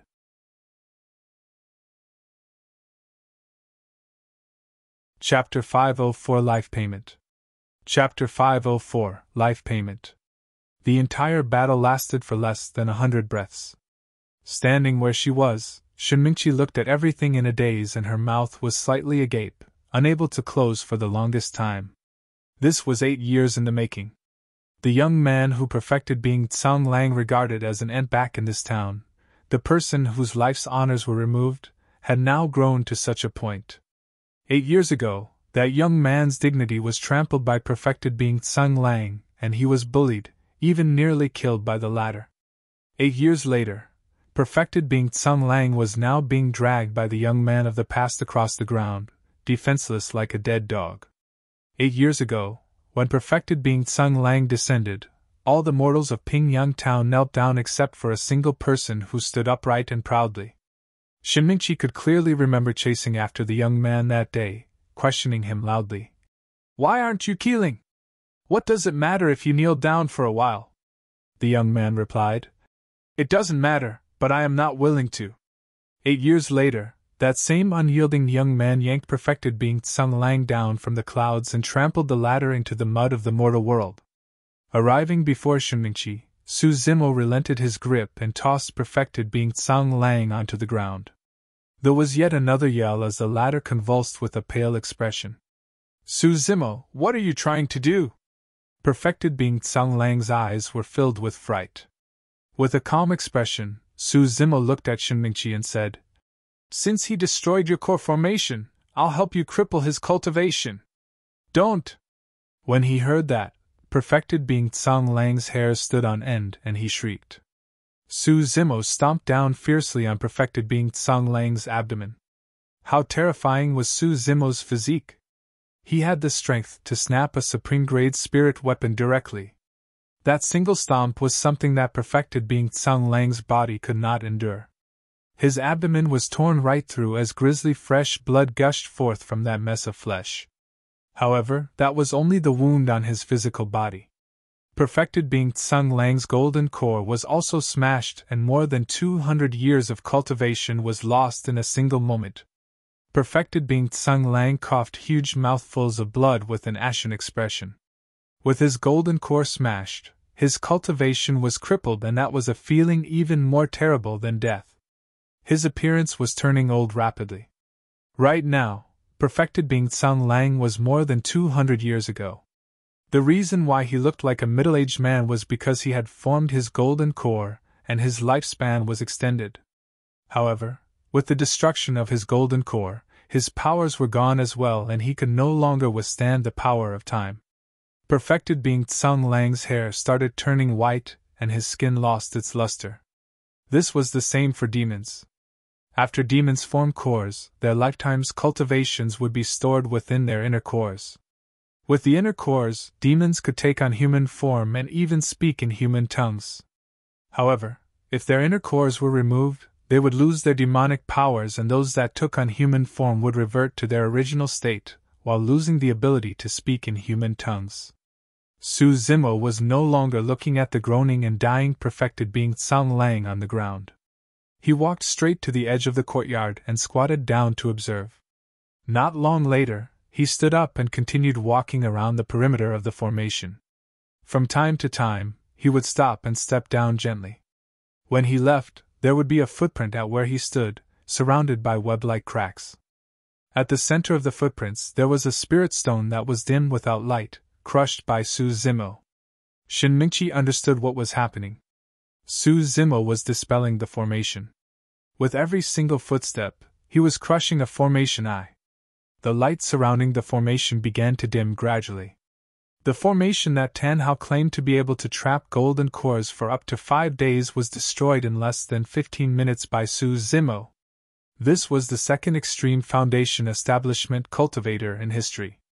The #1 weapon refinement master of Great Zhou. Formation master. Was there anything he couldn't achieve? Suddenly, Shenmingqi came to a realization. Su Zimo had not changed the entire time. He was still that brother Zimo from her childhood who could do everything, the pride of Pingyang Town. The one who changed was herself. The reason why life was cruel wasn't because it was short, but because there was no way of redoing things. For certain people and things, losing them would be for a lifetime. Gazing quietly at that figure not far away, Shinmingchi's eyes were fixed the entire time. She did not have much time left. Before long, the formation lights dissipated into the night, and the formation was dispelled, revealing the skies to them once more. The night was hazy and the moon was bright with few stars. Although a massive battle had just broken out at the Shin family, it was quiet in the town. Most of the mortals in the town were already awake due to the shock. However, how would any of them dare to show their faces in a fight between immortals? Everyone hid under their beds and clutched their blankets tightly, praying that they wouldn't be implicated. Turning around, Su Zimo whisked up the groveling perfected being Tsang Lang and turned to leave the Su Zimo, heading for his own residence. Shinmingchi's body swayed as she looked at Su Zimo's leaving back view, almost stumbling. The door at the side opened with a creak and a middle-aged man ran over frightfully with a look of trepidation. Supporting Shinmingchi, he asked dearly, "Mingchi, are you all right?" The man was Shinan. He was hiding in the room and did not dare reveal himself. "If I hadn't followed Master and left back then, perhaps things might not be this way right now." Shinmingchi's condition was getting worse and her consciousness was fluttering as she murmured to herself, "I was the one who caused myself to be in this state today. There's no one else to blame. Immortal fate? That's nothing but a dream." Alarmed and afraid, Shinnan hugged Shinmingchi's swaying body and asked, "Mingchi, what's happening to you? Don't scare me. Everything is in the past, and it isn't your fault." Before he could finish, Shinmingchi turned and looked at him with a dazed expression, tears pouring down her face. "Shinnan, I regret everything. After 8 years, Su Zimo's residence hasn't undergone much changes." Dragging perfected being Tsang Lang, he leaped and landed in the courtyard. The cherry flowers were blooming in the center of the courtyard. In this short period of time, perfected being Tsang Lang's hair had already turned completely white, and his breathing was weak. Blood flowed continuously from that massive wound on his abdomen. Coupled with the fact that his golden core and cultivation was destroyed, perfected being Tsang Lang was aging at an extremely fast rate. One after another, wrinkles appeared as though they were etched on his face as his sockets sunk. His eyeballs were cloudy and were almost at the end of their lives. Throwing perfected being Tsang Lang to the side of the peach blossom tree, Su Zimo asked, "Do you know why I brought you here?" Perfected being Tsang Lang no longer had the strength to talk. By now, he knew that he was going to die for sure today and could only glare at Su Zimo venomously. 8 years ago, you burned Jui Feng in front of me. Even though it was a spirit beast, I viewed it as a kin." Gripping his fist, Su Zimo said coldly, "Jui Feng's ashes are buried beneath this peach blossom tree. The moment I buried them, I said that one fine day, I will use your blood and rinse it here." Suddenly, perfected being Tsang Lang's gaze turned incomparably conflicted. There was hatred, regret, fear, and reluctance. 8 years ago, if it wasn't for Jui Feng, I would have died under your true fire."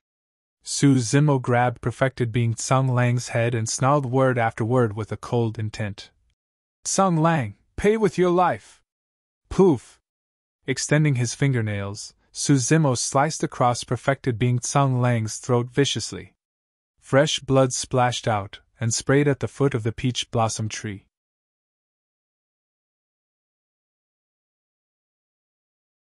Chapter 505 Burying the Past. Chapter 505 Burying the Past. The Shin family's courtyard was in a mess. Standing where she was, Shinmingchi's expression turned increasingly terrible. There was a dark aura of death shrouding her as her consciousness faded in and out. She could collapse at any moment. Shinnan was supporting her carefully by the side, watching everything unfold helplessly. Initially, he hoped that he and his family clan would be able to flourish instantly by relying on the fact that his younger sister had joined an immortal sect. However, all of his hopes were dashed right now. Yet, there was no disappointment in Shinnan's heart. At this very moment, The only thing he wished was for his sister to survive. Even if they had to return to their ordinary lives in the past, it would be better than him being left all alone. Nian asked softly, "Do you want to lie down and rest?" Shinmingchi shook her head gently and stood where she was obstinately. She struggled to open her eyes and watch the entrance, as though she was waiting for something. She knew that if she were to lie down now, there was a chance she wouldn't get up again. The night darkened gradually. Finally, a familiar figure appeared at the entrance. Green robes, black hair, and a set of elegant features. That person had once accompanied her through countless warm and happy times. Now, he had returned to send her off for her final journey. Shinmingchi said softly, "Take me there." After a long silence, Suzumo replied, "All right." Waving his robes, he brought along Shinmingchi, who was not far away, and soared into the skies, disappearing into the night above the skies of Pingyang town. Before long, the two of them descended in a small valley. Spring was blossoming right now, and all life was flourishing. Against the hazy night skies, sprouts and leaves could be seen swaying gently. There was even the sound of spring water trickling peacefully in the valley. Such a scenery was nothing much in the cultivation world. Major sects would typically look for places with rich spirit chi to set up their bases, such as places flourishing with flora, places with vast clouds and skies, places with towering waterfalls, places with billowing smoke, or places with rainbows. Those were places that mortals could not reach. There was naturally no way this valley could compare to the beauty of those. However, it had an advantage in how realistic it was, with gentle breezes, the chirps of birds and insects, as well as the trickling sounds of water. In the clamor of the mortal world filled with strife, this was considered as a rare paradise that was serene and beautiful. The two of them discovered this place by accident when they were young and regarded it as a paradise hidden from the world. This was a place that belonged to the two of them, and they never discussed it with anyone else. Apart from the time when Suzumo went to study, this was the place where both of them visited the most. They spent countless nights lying side by side on a small peak in the valley, gazing at the skies and the endless stars, dreaming about their future. Shinmingchi had once said, "If we turn old and die one day, I want to be buried here." Right now she was here. Suzumo placed Shinmingchi on the grass fields in silence with an indifferent expression. However, a hint of a conflicted emotion flickered through his eyes. He no longer had any attachments towards Shinmingchi. The moment she decided to leave 8 years ago, that was the end of their relationship. However, witnessing her meet with such an end, Suzumo could not help but feel a surge of sympathy and pity in his heart. Shinmingchi was not bad by nature. Otherwise, she wouldn't have helped Suzumo beg for mercy 8 years ago or remind him to be wary of Zhou Dingyan. Otherwise, she wouldn't have gone against perfected being Tsung Lang 8 years after, resulting in her death. She was not suited by nature to survive in the cruel cultivation world. Even if perfected being Tsung Lang did not harm her, she would have met with her demise sooner or later. She was ruined by that immortal fate. "Zimo, actually I haven't been living a happy life in the past 8 years of cultivation. I've had enough of the conniving cultivation world and its cruelty and coldness." Shinmingchi laid beside Suzumo's legs and gazed at the stars above, murmuring softly with a dazed expression. "I've often thought about how great the past was, carefree without worries. Even if I was merely accompanying you and watching you study in silence. We were together every day and made so many wishes."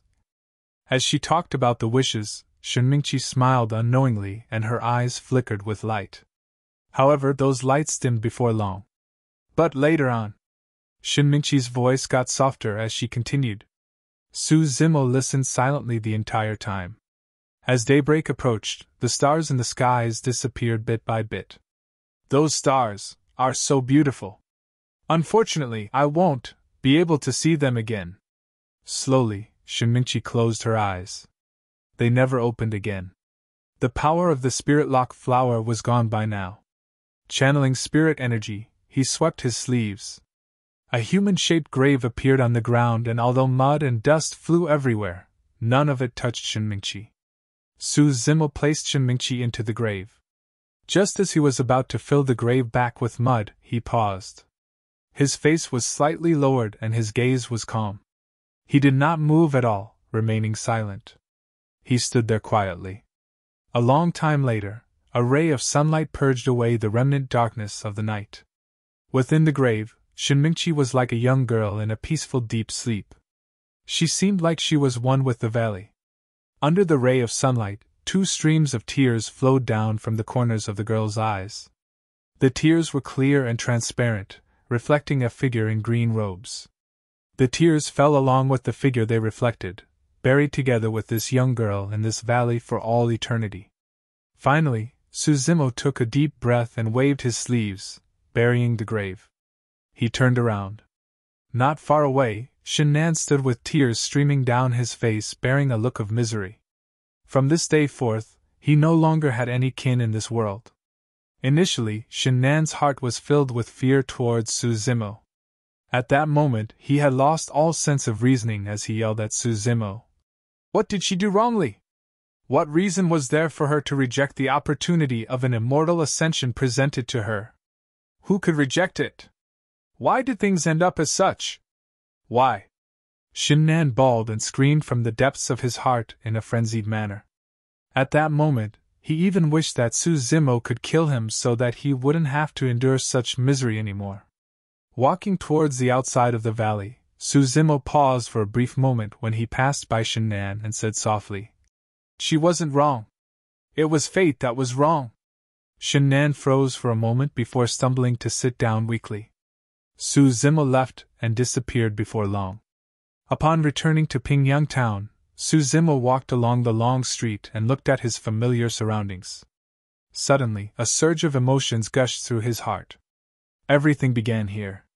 Because of an immortal fate, Suzumo, Shinmingchi and perfected being Sang Lang's fates were changed. 8 years later, everything ended here. It was as though everything was predestined. It was until now that Suzumo was certain that he had truly let go of Shinmingchi and the past.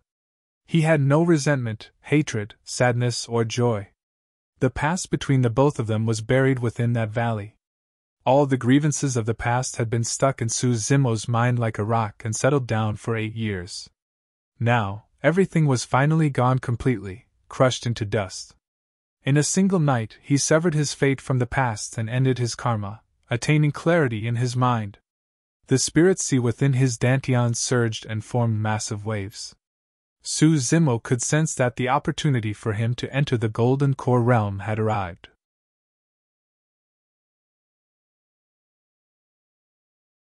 Chapter 506 Forming the Golden Core. Chapter 506 Forming the Golden Core. Suzumo put away the storage bags of Liang Heng and the others. Although Tsang Lang and the others were golden cores before their death, they were now dead and their bodies were weak. Conjuring a demon fire from his fingertip, Suzumo burned all 5 corpses into ashes in the blink of an eye, leaving no trace behind. After settling that, Suzumo returned to his residence. He wanted to make his breakthrough in this courtyard. Opportunities were required for breakthroughs of major cultivation realms. It was a mysterious feeling in one's mental state, similar to adrenaline rush. At that moment, if Suzumo were to take a long journey back to Ethereal Peak, he could very likely lose out on the timing of that precious opportunity. Furthermore, he truly could not think of a more meaningful place than here to conduct his breakthrough. 8 years ago, in this unseemly courtyard, beneath that peach blossom tree that was blossoming right now, Suzumo cultivated the mystic classic of the 12 demon kings of the great wilderness, and comprehended the Tao overnight, entering the path of cultivation. In his heart, this place was more meaningful than any paradise out there.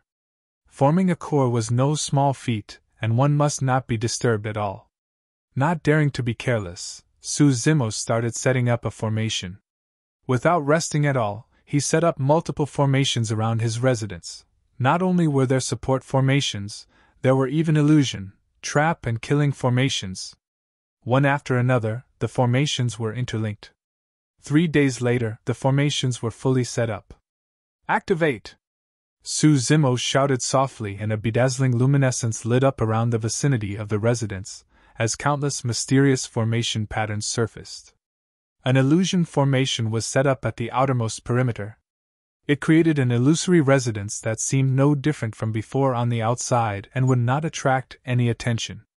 However, in reality, there were runes concentrated within the illusion formation that shone bright as day within. Arriving beneath the peach blossom tree, Suzimo assumed a lotus position and closed his eyes to rest. He had worked tirelessly for the past 3 days to set up such a huge formation, and had expended a lot of energy as well. Suzimo had to adjust himself to his best condition. A long time later, he gradually stabilized and slapped his storage bag, causing millions of superior-grade spirit stones to spill out and form small mountains.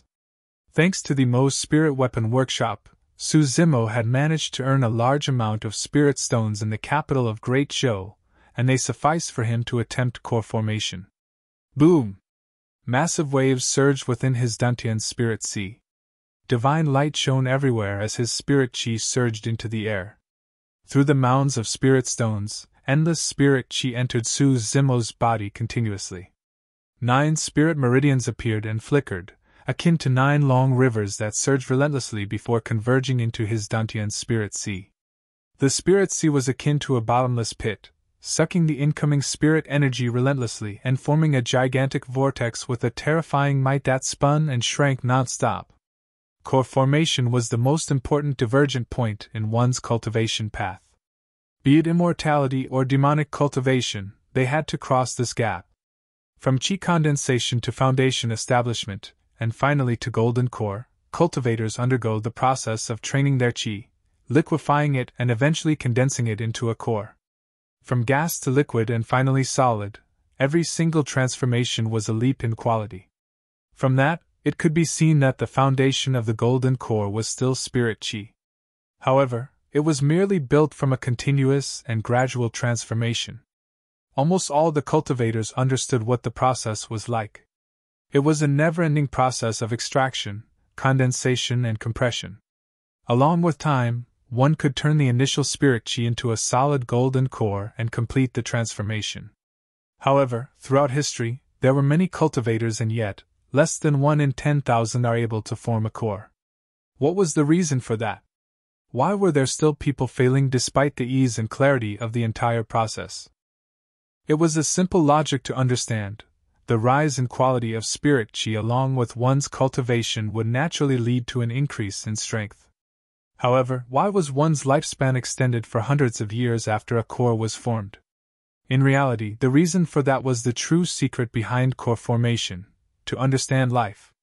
If one wanted to form a core, they had to understand the true meaning behind the Tao of a core. That was the only way for them to break free from the constraints of heaven and earth and extend their lifespans. The reason for the extension in lifespan was because of a new level of deep understanding. The wisdom that Buddhists often speak of refers to the comprehension of the Tao and enlightenment, allowing one to transcend life and death, turning into a saintly being. It was a sort of comprehension at a new level and referred to supreme wisdom. What was the truth behind the golden core? There were 2 sides to everything. It was the same for life. A still rock wasn't alive and neither was a running river. The most primal and natural state of life was only manifested through a combination of stillness and movement. The existence of life was activity. Motions are a way of representing life, while stillness was a method for nourishing life. In truth, the formation of a golden core was a process born out of nothing by instilling stillness into motion. To begin with, spirit chi did not exist within one's body. However, after years of cultivation for a strain of spirit chi to appear, it could then gradually grow stronger and turn into a liquid form which could course through the 8 meridians with firm strength. Eventually, it would flow into the sea and return to the Dantian, forming a silent and still golden core. Things would happen naturally and logically. At that moment, life would undergo an unprecedented change in quality. By interweaving motion and stillness to condense a golden core and nourish life, one's lifespan could be extended. To begin with, life was something that was produced out of nothing. Eventually, it would enter an eternal slumber after its vibrancy. Producing something out of nothing, entering stillness after motion, that was an interpretation of life. In truth, the formation of a core was the understanding of one of life's obscurities and as such, gaining an extension in lifespan. That was the true meaning of core formation. Once one creates a golden core, one's lifespan will not be decided by nature. That was the most famous mantra of core formation and also hinted at its true essence. For foundation establishment cultivators, the chances of them condensing a golden core was more than 80% as long as they unlocked 5 spirit meridians. Even so, there were still people who failed. They did not fail in core formation, but in the comprehension of the true meaning behind core formation. Throughout history, generations and generations of seniors and predecessors passed down their personal experiences of breaking through to the golden core realm. However, Tao was something that was incorporeal. It couldn't be explained clearly, touched or seen. Even if one knew what was going on, it was useless. The only way for them to transcend mortality and break out of their mold was through personal comprehension. As time passed by, Su Zimo's aura turned increasingly terrifying as his black hair swayed gently without any wind. His lifespan was extending endlessly. 200 years. 300 years. 500 years. Su Zimo's understanding of core formation had not only affected himself, subconsciously, another life in the courtyard was affected. Behind him, the peach blossom tree was shrouded by an invisible Tao and it grew. Its trunk grew thicker, and its branches extended. One after another, pink buds blossomed in the blink of an eye. The petals scattered around Su Zimo's vicinity. Instantly, the petals that scattered grew into new flowers, and the entire process was mysterious, akin to a dream. The peach blossom tree swayed gently. If Su Zimo were to open his eyes right now, he would be able to sense that the peach blossom tree was exuding an emotion of joy. It had gained sentience.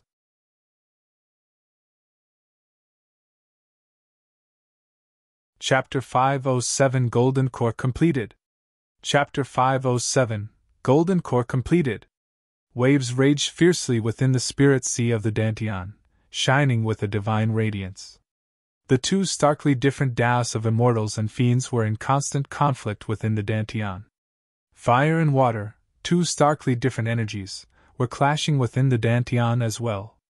The situation that Su Zimo was in right now was rather unique. He managed the first step of understanding the true essence of core formation and extended his lifespan. However, due to the fact that there were two starkly different energies clashing, his golden core was yet to be formed. A situation as such was rarely seen throughout history, and one would have to undergo immense danger. If anything untoward happened during the clash of the two different energies, his Dantian would rupture on the spot and his foundation would be entirely destroyed. Right now, fire and water was interweaving constantly within his body. These two forces were irreconcilable. With every clash, there would be a violent jerk in the Dantian, letting out a jarring sound. At the same time, an extremely terrifying force would surge through all his limbs and organs. For normal cultivators, the impact of those forces were destructive. If they were in this position, their bones and tendons would have snapped while their organs would have exploded along with their bodies into blood mists. However, of all things, Su Zimo was someone who did both immortality and demonic cultivation. Furthermore, his demonic cultivation technique was a supreme demon classic that could change the world and creation, forging a body that was terrifying beyond anything else. His body was akin to a relentless utensil that could undergo all setbacks. He was unyielding as the forces of fire and water clashed against him. As time passed by, spirit chi entered his body endlessly. Coupled with the fact that he was at the legendary Extreme Foundation establishment realm, the two different energies climbed relentlessly. At the same time, the clash between the two energies was getting more intense as well. Bang! Bang! Bang! Loud bangs were even echoing from within Su Zimo's body. Later on, with every single clash, Su Zimo's body would jerk and he would frown with a look of pain. At that moment, the most rational thing to do for him was to stop in his core formation attempt. However, Su Zimo's expression was resolute, and he wasn't swayed at all. He believed in his determination. If he could calm the monkey mind, control the prancing horse and subdue dragons and tigers, why wouldn't he be able to subdue the Tao of fire and water as well? He also believed in Daiyu and the mystic classic of the 12 demon kings of the great wilderness. He was convinced that his body would be able to endure the impacts. Boom! Boom! Time slowly passed. The frequency of the clash between the two energies subsided. However, each clash was now scarier with accumulated force, and the impact was even more terrifying. Poof! One after another, terrifying bloodied scars appeared on Su Zimo's body and face. His flesh was split open and there was a mist of blood around him. It was painful. Every single inch of meat was in tremendous pain and struck at his nerves. The impact was something that came from within. First, it collided within the dantian. Next, it burst forth and rippled through his organs, meridians, tendons, bones, and flesh. Almost instantly, Su Zimo broke out in cold sweat. As if it could sense his pain, the peach blossom tree behind him swayed gently and a pink glow wafted down, akin to moonlight falling in a gentle manner. The light fell and dissipated into spots, dancing in the air like spirits before surging into Su Zimo's injuries with vibrant life force. To be honest, the power of those light spots was not strong. However, that was the only thing the peach blossom tree could do. When the two energies within his dantian rested for a moment, the terror of Su Zimo's body was displayed once more. With a boom, his blood chi surged and roared like tsunamis, washing across his wounds. His inner core churned maniacally and demonic chi spread. A tremendous self-regeneration power repaired his organs and connected his tendons, bones, and meridians. After they were torn, they regenerated and turned the energy in his organs purer, made his tendons more flexible and his bones even stronger like weapons. His body was undergoing yet another baptism. Su Zimo's 9 spirit meridians were expanding as well. Initially, the spirit energy in his spirit meridians could only be compared to the current flow of a stream. However, his expanded spirit meridians became broader, and his spirit energy gushed even fiercer, comparative to massive rivers surging into the sea. Boom! Just as his internal injuries were recovering, the two different energies clashed once more and produced a resounding bang. Su Zimo's body shuddered. It was a type of pain that struck his bones and almost caused him to faint. Su Zimo knew that there was no way out for him. If he were to retreat at this moment, he would suffer even greater difficulties and pain in the future for his next attempt at core formation. No one could break Su Zimo's determination. His spirit sea condensed continuously, shrinking, transforming and ascending. An illusory phantom of a golden core appeared faintly. Endless spirit energy surged towards that illusory golden core, allowing it to turn corporeal and firmer. The demon inner core was condensed in Su Zimo's chest. On the other hand, the immortal golden core swiveled an inch beneath his navel and his dantian, shining with a golden glow in its spherical shape. Against that bedazzling golden shade, Su Zimo's organs, blood, flesh, bones, marrow and meridians shone with an illuminating transparency. Su Zimo sat beneath the peach blossom tree with a transparent and flawless body, emanating the aura of an ethereal immortal. He was like a peerless immortal king that had descended, looking down on the world and shocking the masses. By stepping into the golden core realm, breaking free of the restraints of heaven and earth and extending one's lifespan, there would also be a change in one's demeanor as they transcend mortality. Su Zimo now truly possessed an air of immortality. His expression calmed down gradually. At this point of his breakthrough, he had already crossed over the most dangerous and arduous stage. What was left was for him to materialize the illusory golden core before stabilizing it. The peach blossom tree swayed and petals fell with a hint of joy as well. An unknown period of time passed. Su Zimo shuddered and a golden core was formed in his dantian. It was indestructible and pure, radiating with an immense luster. An extremely terrifying aura emanated from within Su Zimo's body, as though a gigantic ancient true dragon was awakening. All of a sudden, Su Zimo's eyes were initially shut. However, he suddenly felt his vision blur and witnessed a shocking scene. Dark clouds were overcast and lightning flashed as thunder rumbled. The skies collapsed and formed a series of tears. An apocalyptic firestorm rained down, and all living beings were crying miserably. In the face of this energy that could destroy all life, Suzumo's expression was pale and he felt that he was pathetically insignificant. Even nascent souls and void reversions would be met with death, let alone golden cores. Bang! Boom! Boom! All of a sudden, heaven and earth rumbled. An incomparably massive ancient demon descended with a terrifying aura and 4 legs that were akin to heavenly piercing pillars. Standing in the middle of a dark, deep sea, it did not move and suppress the raging tides. Its tough armor carried the broken firmament and blanketed the world, blocking the massive void currents while protecting all living beings. It was a turtle-shaped demon beast. Suzumo had never seen such a gargantuan beast. Filled with a vicissitude aura, it seemed like it had crossed through the sands of time from the ancient eras and appeared in the world. Mysterious patterns were etched on its shell, forming obscure runes that seemed as though they could understand the world and the secrets behind the origin of the universe. Focusing his gaze, Suzumo realized that his eyes stung with an incomparably sharp pain, and instantly, 2 streams of tears flowed down his cheeks and he spun in dizziness. Startled, Suzumo shut his eyes hurriedly.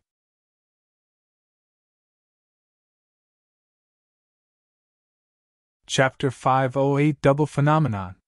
Chapter 508 Double Phenomenon. Against the flashing lightning and roaring thunder, the turtle carried the broken heavens and calmed the raging tides with all 4 legs, protecting all living beings. Raising its head, it roared into the skies and divine light burst forth from its eyes in an unstoppable momentum. At that moment, the divine turtle was the only godly being in the entire world. Although Suzumo's eyes were shut, that scene was etched deeply into his mind unforgettably. This is my golden core phenomenon! Secretly delighted, Suzumo closed his eyes and recalled the phenomenon he had witnessed in his mind. He did not know the origin of his golden core phenomenon, or what its name was. Perhaps, it might even be an unprecedented golden core phenomenon. However, Suzumo knew that the golden core phenomenon was extremely powerful. At the very least, he had never come across another golden core phenomenon as dazzling as such. Prior to this, in the battle at the Shin family, a golden core released his heavenly essence swords and it was already strong enough to be able to wound Suzumo's body. However, compared to the golden core phenomenon Suzumo had just comprehended, that was far inferior. In his estimations, even 10 heavenly essence swords wouldn't be able to deal with his golden core phenomenon. As Suzumo was comprehending his golden core phenomenon, his eyes blurred once more and the divine turtle from earlier on disappeared. The next moment, Suzumo was stunned. It was as though he had traveled back in time and instantly, the environment changed. Previously, the heavens were shattered. This time round, the earth had caved in and blood flowed everywhere. Heavens collapsing and the ground sinking in were catastrophes of the legends. When they surfaced in Suzumo's vision, it shook his mind and felt extremely realistic as though he was right in the midst of it. The ground caved continuously, opening up bottomless ravines one after another. A baleful aura surged forth. The mountains were tumbling and the ground was disintegrating. Lava surged forth endlessly with a scorching heat, flowing rampantly on the vast lands and burning everything in sight. Countless living beings were turned into ashes.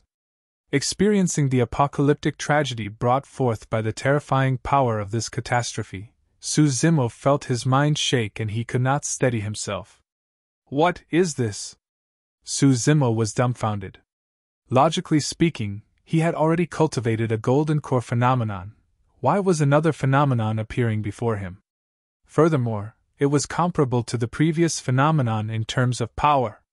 The miserable cries of the living beings seemed to have woken some sort of a powerful existence. All of a sudden, a massive living being crawled out from the depths of the ground with a terrifying aura.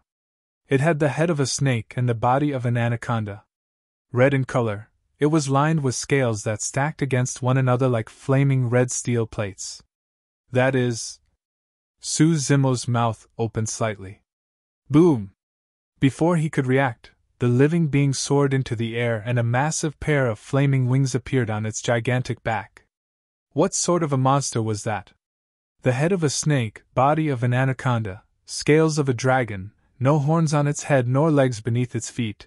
It was like an ancient WYRM with wings. However, the aura of the WYRM was not inferior compared to true dragons. Ascending above the 9 heavens, the scarlet eyes of the WYRM scanned the place. When it looked at the endless corpses of the countless living beings buried in the sea of flames, it could not help but bellow. Swoosh! Opening its massive mouth, the WYRM sucked furiously. All the scorching lava on the ground flowed in reverse into the WYRM's mouth like rivers entering a sea. It swallowed the lava with large, angry mouthfuls. The scales on the WYRM turned brighter and redder, and the flames on its wings intensified. Countless living beings were saved by the WYRM single-handedly. Suzimo took a long time before he could calm down after seeing the scene. Double phenomenons? Could a single person possess 2 different phenomenons? Taking a deep breath of air, Suzimo recalled and experienced the 2 different phenomenons, comprehending them deeply. An unknown period of time passed. All of a sudden, he opened his eyes with a lightning gaze. Behind him, a phenomenon with a majestic aura rose.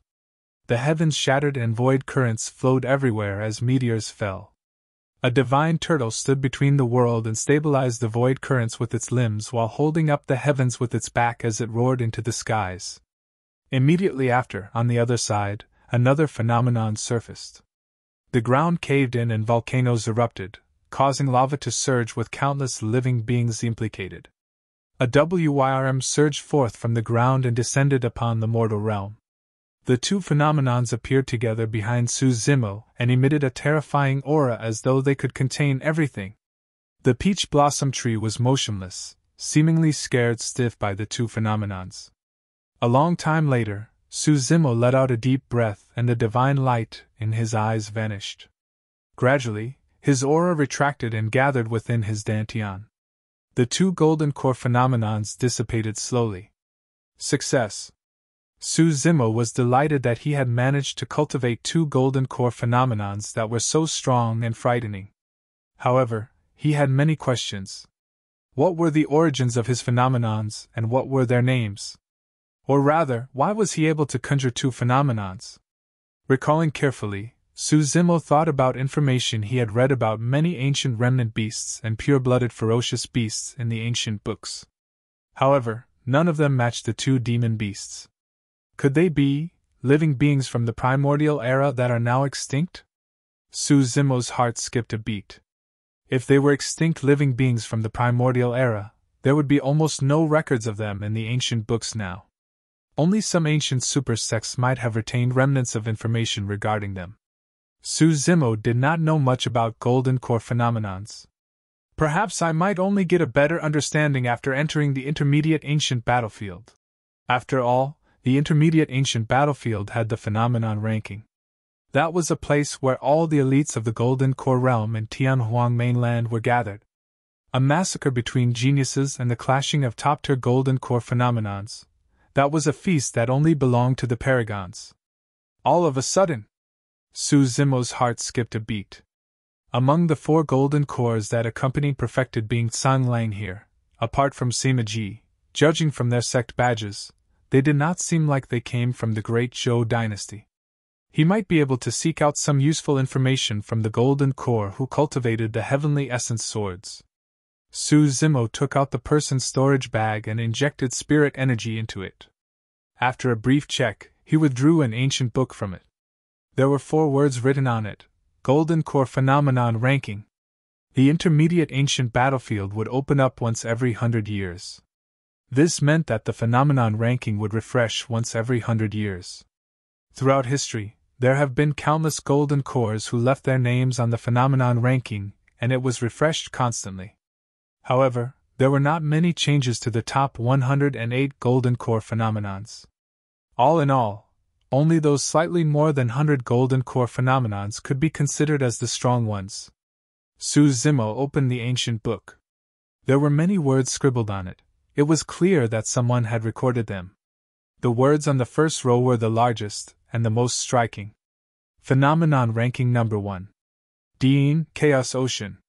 The front portion was his name, while the back was the golden core phenomenon he cultivated. There was even a line of small words after his golden core phenomenon describing the origins of it. When Su Zimo caught sight of the first sentence, he was shocked. Chaos Ocean, ancient phenomenon, created by the human emperor.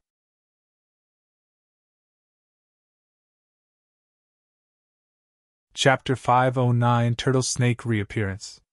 Chapter 509 Turtle Snake Reappearance. Su Zimo continued reading. The Chaos Ocean was created by the human emperor using everything he learned after he entered the Extreme Foundation Establishment realm and observed the secrets of heaven and earth while pursuing the origins of the universe. It's the top among thousands of phenomenons and is the number 1 across history. Top among thousands of phenomenons and number 1 across history. What an incredible evaluation! Su Zimo was secretly shocked. Although he had also cultivated to the Extreme Foundation Establishment realm, the golden core phenomenon he cultivated did not depend on the number of spirit meridians he had unlocked, but his experiences and his comprehension of his cultivation. There was a high chance that this golden core phenomenon ranking was from 100 years ago. Su Zimo did not know what sect or background Nian was from to be able to comprehend a golden core phenomenon created by the human emperor. Any cultivator that could occupy the top spot of the phenomenon ranking was definitely not someone to be messed with. It was clear judging from Yanbeichen's methods. Su Zimo continued reading. Phenomenon ranking number 2. Heartless Yi, Corpse Mountain Blood Sea. When he saw Corpse Mountain Blood Sea, Su Zimo knew that the cultivator was the successor of Azura sect. In that battle at Ethereal Peak, the same phenomenon appeared behind the Azura Yanbeichen, and it had a tremendous might. With a single strike, it killed 2 void reversions. Su Zimo continued reading. Corpse Mountain Blood Sea, created by the first Azura of the ancient era. Initially 2 different golden core phenomenons, Corpse Mountain and Blood Sea. Although there have been many fiend heirs in Azura sect, few of them could fuse the 2 together. Once fused, it possesses terrifying might and can be ranked in the top 10 of the phenomenon ranking. Su Zimo nodded silently. According to Yanbeichen's words, he should have become number 1 of the phenomenon ranking 1,000 years ago by relying on this Corpse Mountain Blood Sea. Although Chaos Ocean was the number 1 phenomenon throughout history, the ranking on the phenomenon ranking wasn't determined solely on one's phenomenon, but the strength of the cultivator as well. Even for the same golden core phenomenon, the strength displayed by 2 cultivators releasing it would be worlds apart if they had different levels of comprehension towards it. Phenomenon ranking number 3. Monk Pujian, Green Lantern Ancient Buddha. The appearance of the ancient Buddha accompanied by a green lantern booms loudly in Sanskrit across all directions, incinerating all living beings and suppressing all demons, ghosts, and fiends. Cultivated to its peak, it can be considered as a top 10 on the phenomenon ranking. There were a bunch of other golden core phenomenons behind the phenomenon ranking, and they were dizzying. Su Zimo was extremely curious as he hadn't heard of them before. Eternal Kingdom, Meandering River Sunset, Glass Divine Light, Underworld, Thousand Swords United, Amplifying Fog, Limitless Hell, Endless River Mountains, Eastern Purple Chi, 7th Floor Pagoda, Buddha's Radiance, Incinerating Embers, Yin-Yang Double Fishes. Every single golden core phenomenon had a detailed introduction. Su Zimo continued browsing and could roughly deduce the sects or factions the phenomenons belonged to judging from their names and descriptions. For example, Glass Divine Light should be a golden core phenomenon of Glass Palace. The description displayed high regards for Glass Divine Light, and if it was released at its peak, it could be considered as a top 10 on the phenomenon ranking. Underworld and Limitless Hell should be golden core phenomenons of the Fiends sections. As for 7th Floor Pagoda and Buddha's Radiance, those should be phenomenons of the Buddhist monasteries. Gradually, Su Zimo realized that the phenomenon ranking was mostly occupied by the super sects of the immortal, Buddhist and Fiend sects, as well as the various powerful factions of Tianhuang mainland. Of the top 108 spots on the phenomenon rankings, there were only around 60 golden core phenomenons.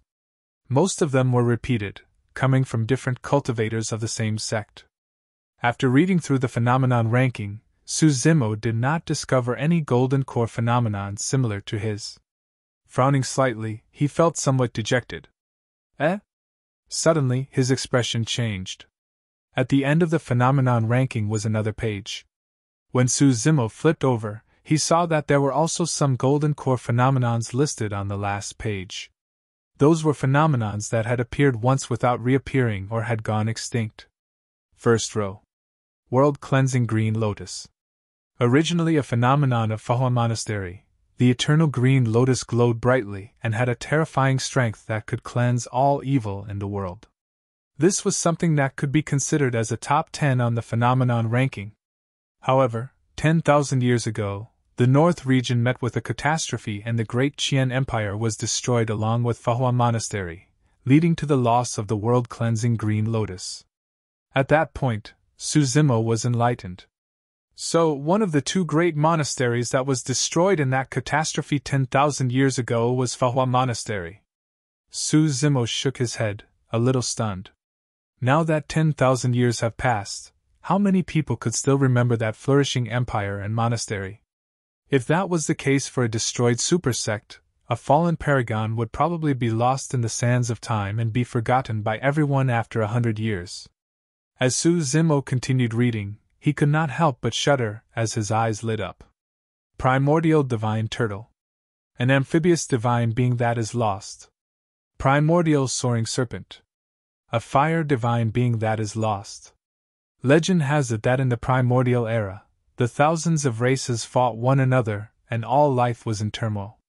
Blood was shed everywhere as corpses lined the ground. That massive battle caused the skies to topple and the ground to collapse. Void currents surged everywhere, meteors crashed, the ground caved in while lava spurted everywhere, killing countless lives. Suzimo was in deep thought at this point. The battle royale of the primordial era was something that he had heard Uncle Liang of Elixir Yang sect mention before. However, he did not know the reason for it. What he knew was that the battle was the reason why only 100 races were left with thousands of races going extinct. Because of that, the human race gained a respite and managed to rise up. Suzimo continued reading. Finally, that battle alarmed two divine beasts of the primordial era, the turtle and serpent, to descend at the same time. The divine turtle managed to carry the heavens with its shell and suppress the void currents with its limbs. The soaring serpent rose from beneath the ground. With a snake's head, anaconda's body, dragon scales, phoenix wings, no horns nor legs and strength comparable to a true dragon, it devoured all the lava and suppressed the volcanoes everywhere.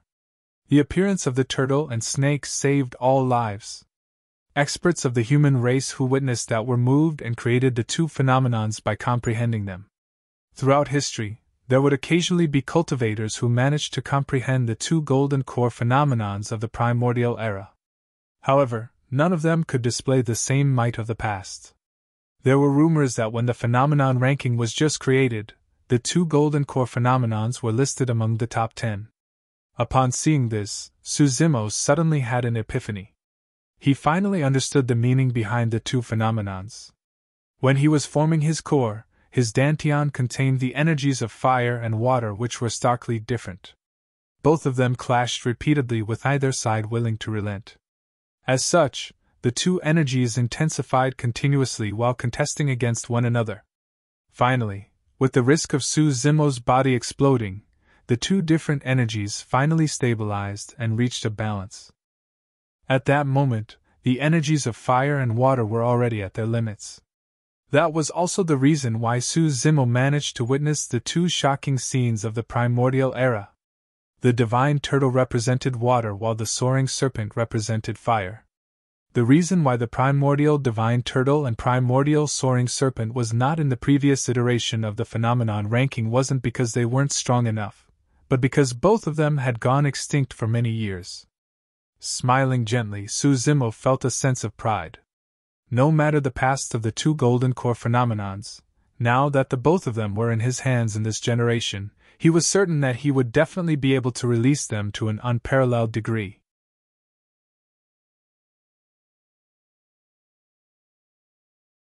Chapter 510 Arriving at the Ruins. Chapter 510 Arriving at the Ruins. Su Zimo sorted out the storage bags of Tsang Lang and the other four once more. There weren't many noteworthy treasures, only elixirs, spirit stones, and some spirit weapons. None of them interested Su Zimo. Right now, what he wanted the most were secret skill manuals regarding the Tao of the core. The Qi Condensation Realm had the Qi Condensation Manual. The Foundation Establishment Realm had the Foundation Establishment Manual. There should be a cultivation technique for the Golden Core Realm as well. Cultivation techniques were extremely important to a cultivator's cultivation speed and rise in strength. For example, as long as one were to cultivate one of Ethereal Peak's 3 secret skills, Ethereal Foundation Establishment, diligently and comprehend it, they would be able to unlock up to 6 spirit meridians. That was something rather impressive before entering the ancient battlefield. With a high-end cultivation technique, a cultivator could have his effort on his Golden Core Realm cultivation. However, Ethereal Peak did not contain any top-tier cultivation techniques for the Tao of the Core. After the massive battle at Ethereal Peak, Sect Master Nian mentioned this to Su Zimo. The circumstances of Su Zimo's core formation were rather special as well. The 2 different energies of fire and water clashed within his Dantian. Although he managed to suppress fire and water while subduing the turtle and serpent thanks to his strong determination and terrifying physique, it was still a latent danger. Without the help of a powerful cultivation technique for the Tao of the core, Su Zimo was worried that he would run into trouble in the future. The fact that there weren't any secret cultivation techniques within the storage bags of perfected being Tsang Lang and the others was something Su Zimo expected as well. Storage bags mostly contained consumables such as elixirs and spirit stones or spirit weapons used for killing. Most people would not put their secret cultivation techniques in storage bags. However, from Liang Heng's storage bag, apart from the phenomenon ranking, Su Zimo discovered a messaging spirit crane. The content within stirred his interest. It indicated that there was a dangerous ground known as the Great Qian Ruins. 10,000 years ago, the capital of Great Qian was destroyed overnight and was reduced to ruins with countless living beings implicated in the tragedy. Alongside the capital of Great Qian were 2 great Buddhist monasteries of the time, Fahua Monastery and Daming Monastery. Many treasures were buried within the ruins. Apart from miraculous elixirs and spirit weapons, there were also lost cultivation techniques. It was said that the number 1 secret skill of the Tao of the Core, Mystic Dharmic Lotus Sutra, was buried along with Fahua Monastery in the ruins. However, no one managed to find it. Of course, the ruins were not a friendly place and were filled with treacherous dangers. Over the years, there have always been cultivators who took the risk to explore it but failed to return alive. There were even rumors that although the capital of Great Qian was destroyed and reduced to ruins, the Khanate spirit fire that burned it down had not extinguished, and was still burning. After pondering for a moment, Su Zimo decided to check out the Great Qian ruins. Firstly, there was the obvious lure of the treasures that were buried along with the majestic capital of Great Qian and the 2 super sects in the ruins. Secondly, if he could find the Mystic Dharmic Lotus Sutra, it would definitely be a great boon for his cultivation. It was different from his demonic cultivation. Although Dai Yu had also left him a Supreme Demon Classic before she left, there were corresponding cultivation sutras right from the body tempering section at the beginning all the way to the Yang Spirit section at the end. For his immortality cultivation, Ethereal Peak did not have any top-tier cultivation techniques. While Su Zimo established his firm foundation in Ethereal Peak, his truly powerful immortality techniques were not learned from Ethereal Peak. He learned the ancient Dragonification Manual from the Human Emperor's Palace. The Candlelight Sword formation was obtained from Extreme Fire Tao Lord. It was the same for his Sea Calming Manual, Tidal Manual, and Azura Saber. Therefore, Su Zimo decided to take a spin around the Great Qian ruins and see if he could gain any rewards. Thirdly, it was the rumor regarding the Spirit Fire. If he could meet with Khanate Spirit Fire, Su Zimo could attempt to repair the mystic gold silk armor in his storage bag.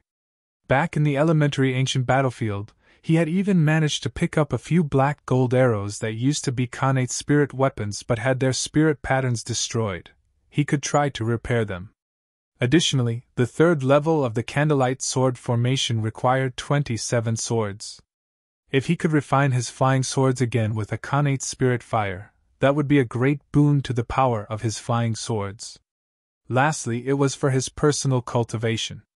Right now, Suzimo was in possession of many cultivation techniques.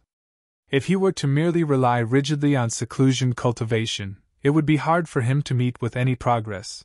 The way for him to meet with rapid growth was to be triggered by threats. Take Azura Saber for example. If one didn't kill and turn into an Azura, they won't be able to comprehend the secret of the Azura Saber. Tidying his attire, Suzimo rose and dispelled the formation surrounding his residence with a wave before pushing the door and exiting. Standing at the entrance, he paused for a moment and turned back. His gaze was cloudy as he watched the petals falling from the peach blossom tree in the courtyard. In the blink of an eye, 8 years had passed. Now that this was completed, he would most likely not return in the near future. A long while later, Suzimo took a deep breath of air and closed the door before turning to leave. In midair, Suzimo sped towards the direction of the great Qian ruins with nothing beneath his feet, experiencing the power and changes brought forth by the Golden Core realm. Apart from his year in the ancient battlefield, Suzimo had never left the territory of Great Zhou up till this point of his cultivation. On the one hand, he did not have much time. Merely 6 years have passed ever since he joined Ethereal Peak. For him to reach Golden Core Realm from Qi condensation within 6 years was a rather terrifying cultivation speed. On the other hand, Suzimo's cultivation realm was way too low. Foundation establishment cultivators could barely protect themselves within the territory of Great Zhou. If they were to leave, it would be difficult for them to return alive. The Great Qian ruins was not located within the Great Zhou dynasty.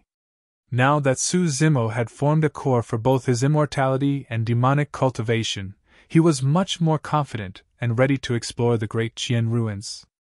He traveled for an entire month without sleeping and resting before finally arriving at his destination. On the horizon far away, a rubbled wall emanating an ancient aura came into view. Sweeping his gaze across, the ruins were vast and boundless. One could imagine the territory in the reign of this massive, glorious empire in its heydays. At the very least, it was more than 10 times the current Great Zhou dynasty. When he got closer, Suzimo focused his gaze.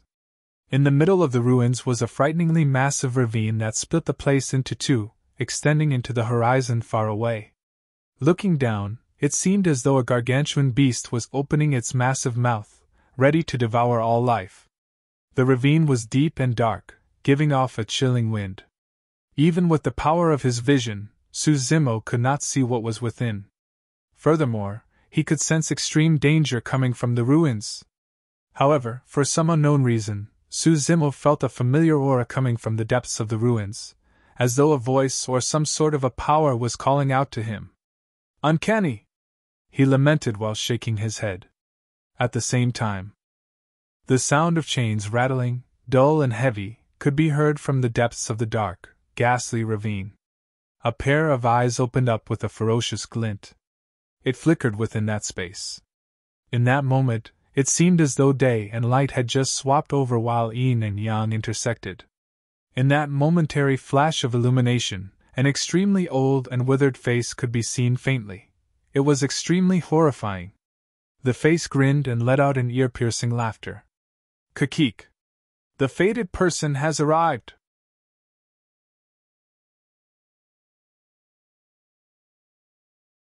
Chapter 511 Righteousness. Chapter 511 Righteousness. Knowing that the Great Qian ruins was not a friendly place, Suzimo did not dare to be careless and descended slowly at the boundaries. He only headed in after checking out the surroundings. Even a capital as majestic as such was now reduced to rubbles and broken walls, turning into a ruin. As he walked across the mud and debris, Suzimo was emotional. Be it immortality or demonic cultivation, the reason why most cultivators cultivated was because of the word longevity. However, who could withstand the power of time? In the ancient era, there were multiple emperors and countless mighty figures and patriarchs. But now, all of them were gone, leaving nothing but legends. Su Zimo did not know much about the great Qian ruins, and neither did he dare to advance too quickly. His ears twitched and his gaze intensified as he channeled the technique of universal sight and hearing to sense for activity around him. Along the way, he came across a few cultivators, and there were also Qi refinement warriors and foundation establishment cultivators. All of those cultivators were extremely cautious and wary. When they caught sight of Su Zimo, they had cautious expressions and hid far away, detouring around him. In these ruins, apart from the danger present here, it was also extremely common for others to kill for treasures. In the blink of an eye, 2 hours passed. Su Zimo did not receive any rewards from the ruins. He merely found some broken shards of spirit weapons in the debris which he tossed away casually. Naturally, he did not encounter any danger as well. It was late at night right now, and the moonlight was pure. The entire place was eerily quiet. Strange. Su Zimo frowned. Ah! Suddenly, a tragic shriek sounded nearby. Su Zimo's heart skipped a beat.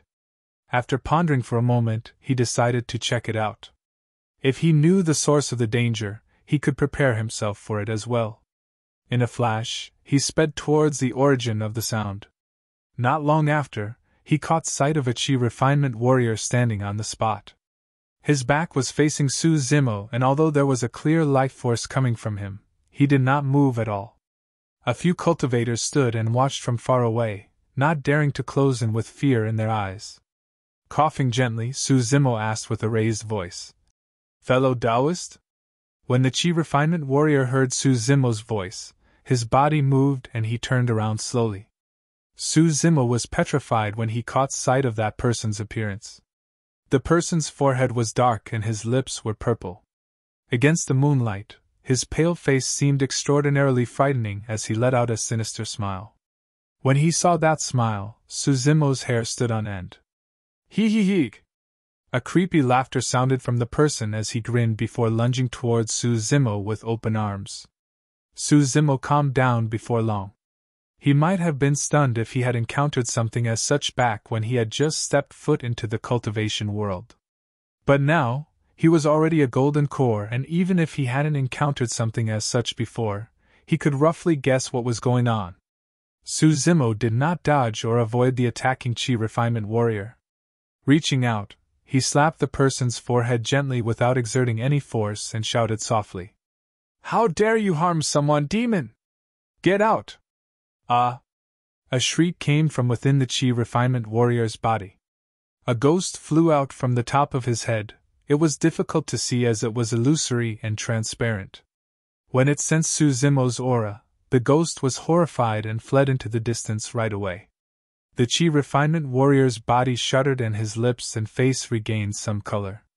However, that person was frail and weak, falling down limply as he panted heavily. "Thank you, Senior," the Qi refinement warrior panted while expressing his thanks. "Take a while to recover and leave this place as soon as possible. If you linger longer, you might die," Su Zimo remarked darkly. All right." The Qi refinement warrior nodded hurriedly. The thing that possessed the Qi refinement warrior was a little ghost that did not have much dermic powers. At the most, it could only attach itself to the bodies of mortals and low-level cultivators. This was the possession by ghosts that is widely known in the mortal world. While little ghosts were troublesome, they did not dare to provoke 3 types of people. The first type was cultivators with strong dermic powers. Most foundation establishment cultivators would already have no need to fear little ghosts. The second type was people with a strong young blood qi. Be it cultivators or mortals, as long as they were fit, strong and had a robust blood qi, they could defend against most demons and illnesses. Now that Su Zimo was at the tsunami blood realm, his blood qi was akin to a blazing sun even without him channeling it. There was no way a little ghost would dare approach a burning furnace. That was the reason why little ghosts all wanted to avoid Su Zimo along the way, let alone close into him. The third type was people who were filled with righteousness and just. Those who were educated and possessed righteousness. righteous people could compose themselves in the face of temptations and threats. The reason why some people would never fall ill with their mortal bodies despite being jailed and having to endure those terrible environments was because they possessed righteousness. Predecessors always mentioned that one must not be corrupted by wealth, bend their integrity due to poverty, or bow down against power. In reality, that was the realm of righteousness. Mortals often mention that one would not fear ghosts if they hadn't done anything guilty. This was also the same logic. As long as one did not commit acts of guilt, their hearts wouldn't weaken out of fear. Those that were righteous were always fearless. Back when he was young, Suzumo had even heard about some legends when he was studying. For great scholars with immense wisdom and righteousness, in their twilight years, even with their weak mortal bodies, a single shout was enough for them to keep evil at bay. Their shouts could shock the ghosts into dust. 10,000 years ago, millions of lives were killed in this place overnight. As such, the aura of vengefulness was strong and there were many wandering ghosts left around with their grievances. Given the large number of little ghosts, there were bound to be malicious ghosts born from them. Little ghosts were troublesome, but they would not harm one's life. Malicious, ferocious, and evil ghosts were those that killed. Even for Foundation establishment cultivators and golden cores, a slight misstep could cause them their lives. Suzumo continued advancing, and as the night got darker, he entered deeper into the ruins as well. Not long after, a tragic laughter sounded in all directions. It was unpredictable and caused one's hairs to stand on end. Smirking coldly, Suzumo did not stop and continued forward. Swoosh! An evil gust of wind welcomed him. Suzumo's black hair swayed gently and his expression was calm. There wasn't a single trace of panic in his eyes. "If you continue forward, I'll take your life." The shrill voice of a woman could be heard from the evil wind. Suzumo was unmoved. He had just walked a dozen meters ahead when a hazy phantom appeared behind him, dressed in blood-colored robes with long black hair touching the floor. A menacing face could be seen faintly from between the black hair. The malicious ghost reached out with both hands, lunging towards Suzumo silently with its purplish-black fingernails. Suzumo seemed oblivious to it. The moment the hands of the malicious ghost touched Suzumo's body, its expression changed, and it shrieked. Suzumo's bloodlines surged and shone with streaks bedazzling lightning. The power of thunder was the most righteous energy in the world and was the greatest counter to evil entities. The malevolent ghost would not have expected that Suzumo's bloodline would possess the power of thunder. Instantly, it was struck by the thunder and dissipated into ashes, disappearing. Right from the beginning, Suzumo's footsteps had not stopped at all. Initially, there were other malevolent ghosts surrounding him. When they witnessed that, all of them scattered in unison.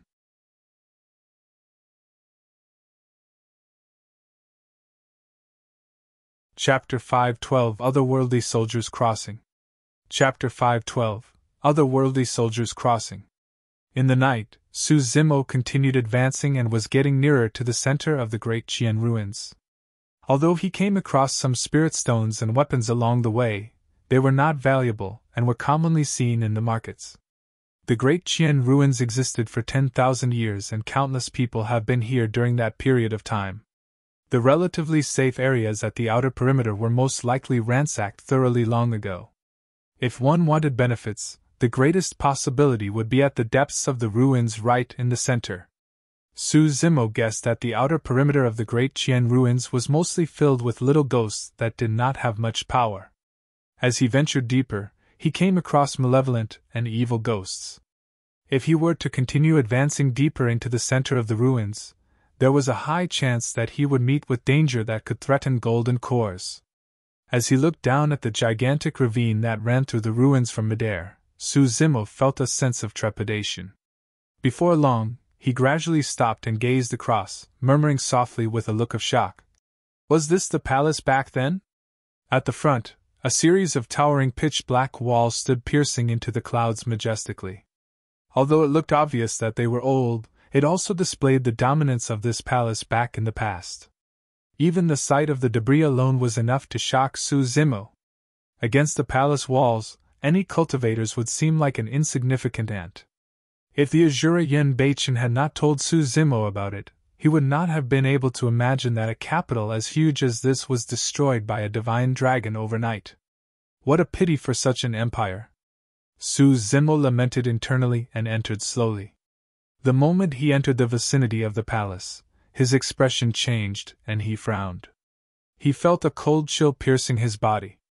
Given Su Zimo's immensely strong blood chi that could repel evil, the fact that he was able to sense chills meant that this palace was far from simple. What a malevolent energy! Su Zimo thought as he checked out his surroundings. A prolonged stay in this palace would result in malevolent chi entering one's body.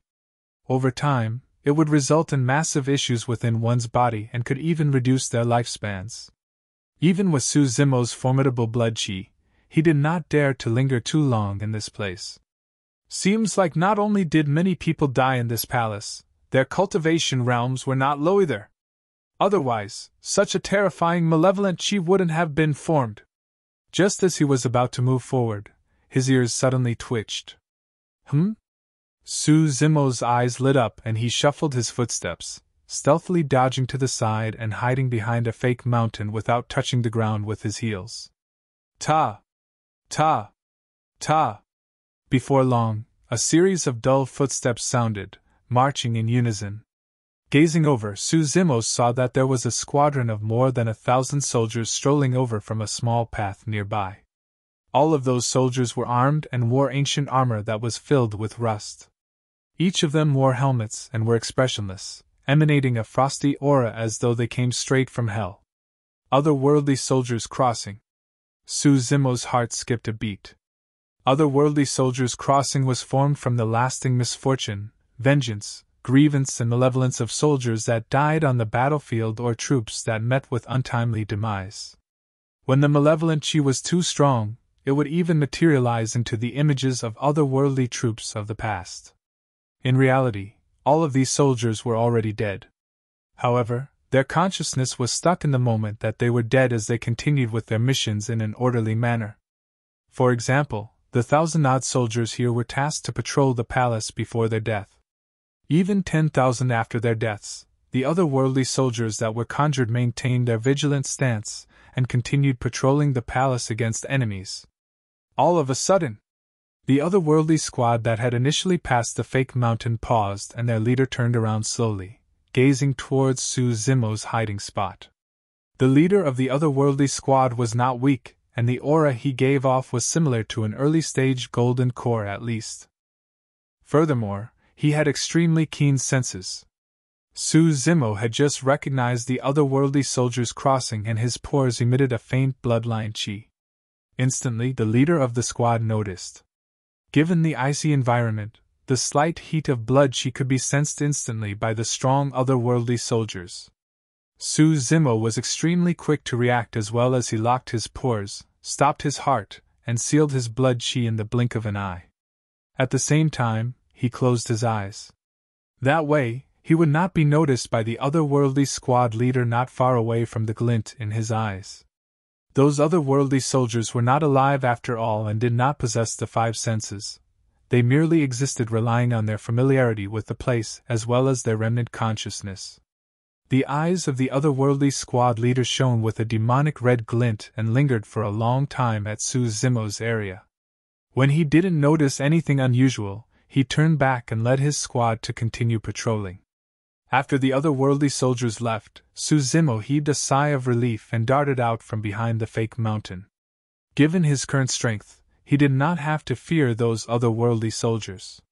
However, if he were to engage in a battle with them, otherworldly soldiers from other parts of the palace would definitely be attracted over by the commotion. A mere patrolling squad had more than 1,000 troops. In that case, an army of this palace would definitely range in the millions. That was a massive number. If those otherworldly soldiers were to charge over endlessly, Su Zimo would be embroiled in a tough battle. If there was any unstoppable existence within the otherworldly soldiers, he would definitely be in danger. However, with his inner core condensed, Su Zimo possessed the power of universal hearing and would dodge any patrolling otherworldly soldiers. For anyone else, this palace was a treacherous place with dangers lurking everywhere. However, it wasn't anything much for Suzumo. Gradually, he entered the depths of the palace. With so many otherworldly soldiers gathered in this palace preventing ordinary golden cores from entering the depths, there was a high chance that great treasures could be hidden within. As he continued advancing, Suzumo gradually noticed something amiss. Something seemed to have happened within the palace. There were otherworldly troops converging towards the north endlessly. Thud! Thud! Thud! The sound of galloping was like thunder as the ground quaked. In Suzumo's vision, there were even thousands of mounted riders charging towards the north with a furious killing intent and a dark aura. There's other intruders that alerted the otherworldly soldiers. Suzumo deduced almost instantly. The sound of killing, shouts and horses galloping were mixed over that side. The murderous echoes shook the heavens. Unless they had extraordinary means, they would have to pray to survive against the encirclement of so many otherworldly soldiers. Suzumo did not have the energy to go save anyone he did not know about. Just as he was about to change directions and head the other way, he exclaimed softly with a startled expression. "Not good!" His ears twitched for a little and he was alarmed, rushing towards the north without hesitation.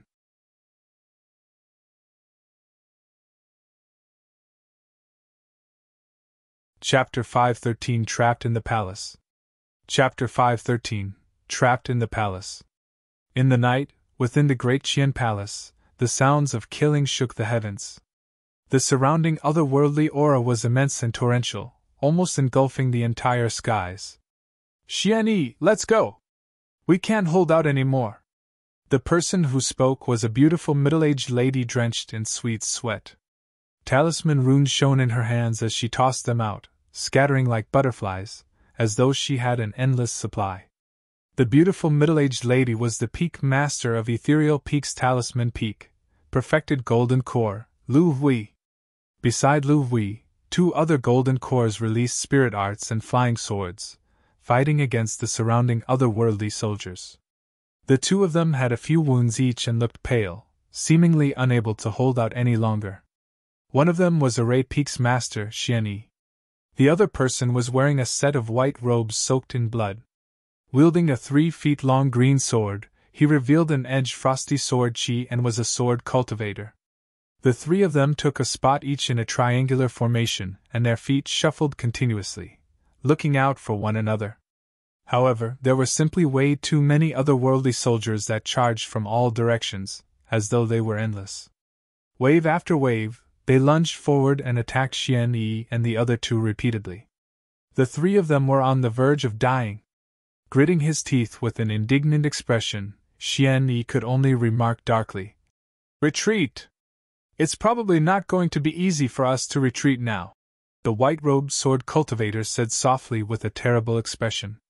The three of them caused quite a commotion, and otherworldly soldiers rushed over from other parts of the palace continuously. The otherworldly soldiers that came later on were extremely strong. Initially, the patrolling otherworldly soldiers were only at the strength level of early and mid-stage golden cores. But now, there were late-stage golden core otherworldly soldiers joining the fray. The situation was turning deadlier. The three of them retreated endlessly but were trapped by endless otherworldly soldiers. As though they were stuck in a swamp and had difficulty moving, their speeds became slower and slower. The longer things dragged on, the worse the situation would be for them. All three of them were injured. Although they were consuming elixirs repeatedly, given the fact that they were in an environment filled with malevolent chi, their injuries could not heal up and bled continuously. Furthermore, the malevolent chi entered their bodies through their wounds, and over time, the damage to their meridians, dantian and bloodline would intensify and turn progressively worse. In the end, even if the three of them were not killed by the charging otherworldly soldiers, they would have their meridians and core frozen by the malevolent chi and die with their Taoists dissolved. Moreover, among the three of them, Lu Hui was already in a terrible condition. Her lips were purplish and her footsteps were sluggish. Her spirit energy was thoroughly expended and her golden core was shrouded by malevolent chi, about to fall at any moment with difficulty circulating. Although their triangular formation was great, it wouldn't be able to function if one of them was down. At that time, the circumstances would be even worse for the three of them. Flashes of blood appeared. Lu Hui grunted and a nasty gash appeared on her abdomen as blood flowed endlessly. Xian Yi's expression changed starkly and he took a step forward, supporting Lu Hui who was about to fall. Waving his robes, he let out a tremendous amount of spirit energy that knocked back the incoming otherworldly soldiers, pushing them back like dominoes. Ziyue, break out of the encirclement with all your might.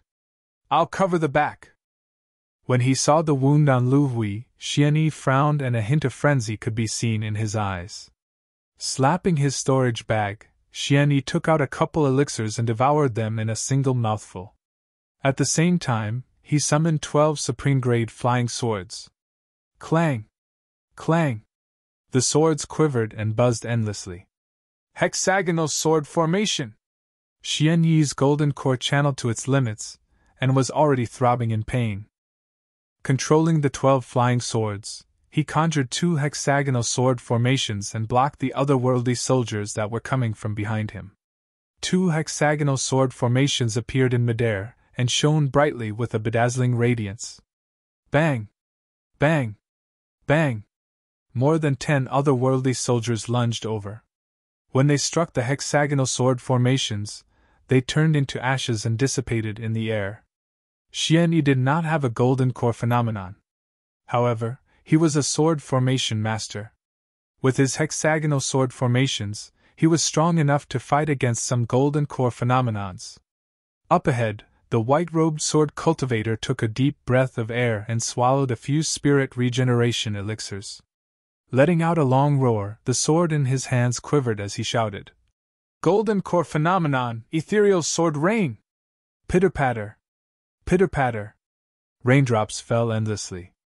A rain descended behind the white-robed sword cultivator, and it poured heavier and denser, shining with an endless gleam of sharpness. Poof! Poof! Poof! Many of the otherworldly soldiers at the front fell to the ground one after another after being pierced by the sword rain, turning into malevolent chi before dissipating.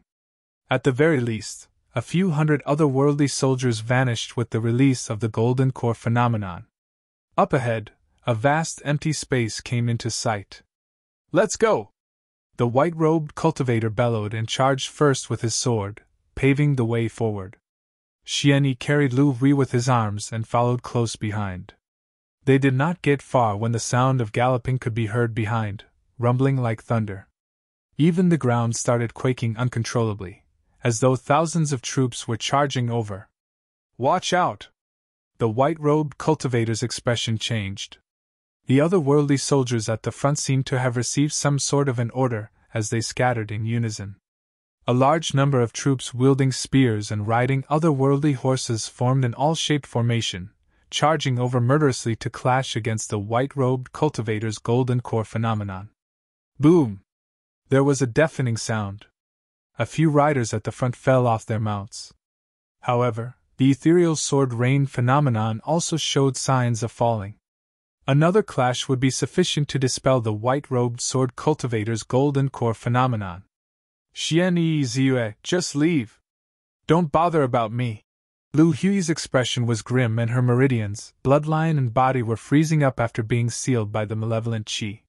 She was extremely weak and no longer had the strength to fight. "What nonsense are you talking about?" Xian Yi had cultivated for more than 300 years and had a warm personality, rarely getting emotional. But now, he was agitated and his eyes were reddened as he shouted, "Sai, I'll only be a burden to you guys if you take me along. At that time, none of us will survive." Lying in Xian Yi's embrace, a tender look flashed through Lu Hui's eyes as she whispered, "Xian Yi, I know how you feel about me. I'm afraid we won't have that affinity in this lifetime." When he heard that, Xian Yi turned calm instead. "Lu Hui, since you know how I feel, you should know that I definitely won't leave you." Xian Yi's gaze was resolute as he held Lu Hui's ice-cold hands, not willing to let go as he laughed. "I've been a coward towards relationships for my entire life. Today, I'm finally brave." Turning around, Xian Yi nodded to the white-robed sword cultivator and said calmly, "Ziyue, leave first. I'll accompany her." By accompanying her, it meant that he was going to die with her. Fellow Taoists, you guys! The white-robed cultivator looked anxious and did not continue speaking. Xianyi smiled gently. The path of cultivation is limitless without any end in sight. Even if we truly attain longevity and end up dying old in loneliness, what's the point of that? This is fine. Lu Hui and I will take this opportunity to head down and accompany our old bro Wen Xian, lest he gets bored below. Ha ha! Xianyi laughed once more as he hugged the woman in his embrace tightly. At that moment, it seemed as though the two of them were the only ones left in the world. It wasn't everyone who could embrace death with such an open mind. Boom! At that moment, another bang sounded. The white-robed sword cultivator's golden core phenomenon was shattered by the otherworldly soldiers. Without any protection, the three of them were completely exposed against the dense otherworldly troops.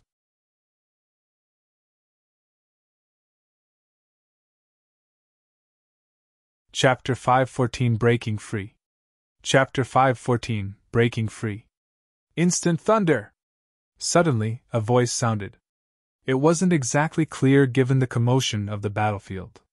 However, right after, the tides of the battlefield shifted. Snap! An incomparably dazzling thunderbolt tore through the dark clouds and descended among the otherworldly troops. Electric snakes slithered around in a blinding manner, turning the entire place into a sea of lightning. Crackle! There was a deafening and crisp sound. At least 1,000 otherworldly soldiers were devoured by the sea of lightning and turned into dust. The sheer number of strong otherworldly troops at this part of the palace was not the only reason why it was so dangerous. More than that, it was because the troops were created from malevolent qi. Even if the cultivators were beaten down, they would only turn into malevolent qi again. All it took was a period of time for the defeated otherworldly troops to spawn again. Their numbers would not diminish, and could even be said to be endless. However, malevolent qi feared thunder. The thunder earlier smited thousands of otherworldly soldiers into dust, and their malevolent qi was purged as well. They could not respawn anymore. An expert came for us? The eyes of the white-robed sword cultivator lit up as he turned around and urged.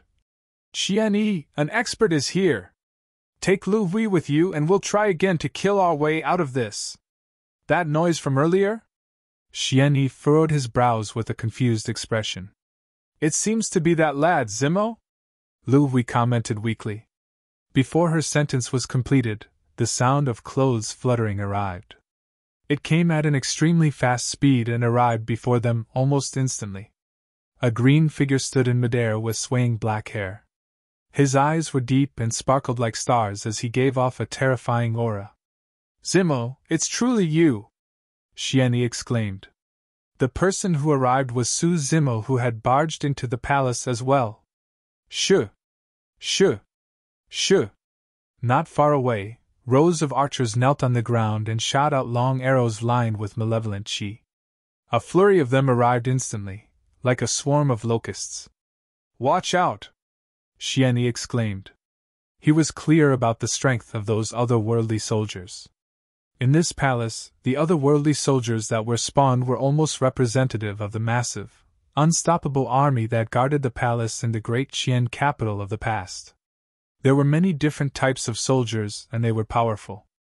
Apart from patrolling troops, there were archers as well as light and heavy armored mounted riders. Furthermore, all of them were golden cores. If armies of golden cores could range in the millions, it would mean that golden cores were everywhere and nascent souls were plenty as well. The might of the great Qian Empire could be seen from that fact alone. The malevolent arrows that were fired were extremely swift, but Su Zimo was faster.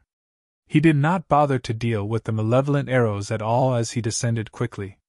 All of the malevolent arrows missed. It was a deafening crush.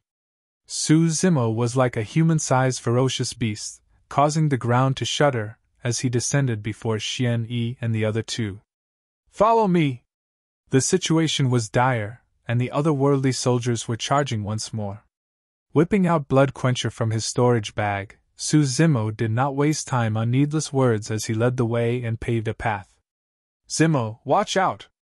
Those otherworldly soldiers are not easy to deal with. Xianyi reminded hurriedly. Naturally, he could tell that Su Zimo had already formed a core. However, the strength of those otherworldly soldiers were increasingly powerful and could even destroy the golden core phenomenon of the white-robed sword cultivator. Even at late-stage golden core realm, the three of them ended in such a helpless situation. Su Zimo had just cultivated to early-stage golden core realm. Despite his amazing potential and strong trump cards, if he was encircled by the otherworldly soldiers, he might have to die in regret here as well. Clang! Blood Quencher quivered and let out a blood beam. Circulating his bloodline, Su Zimo slashed out, and the blood beam expanded with lightning crackling on it in a terrifying manner. Bang! Bang! Bang! The light-armored mounted riders that charged over from the front were swept over by Su Zimo domineeringly, and dissipated instantly. They were completely helpless.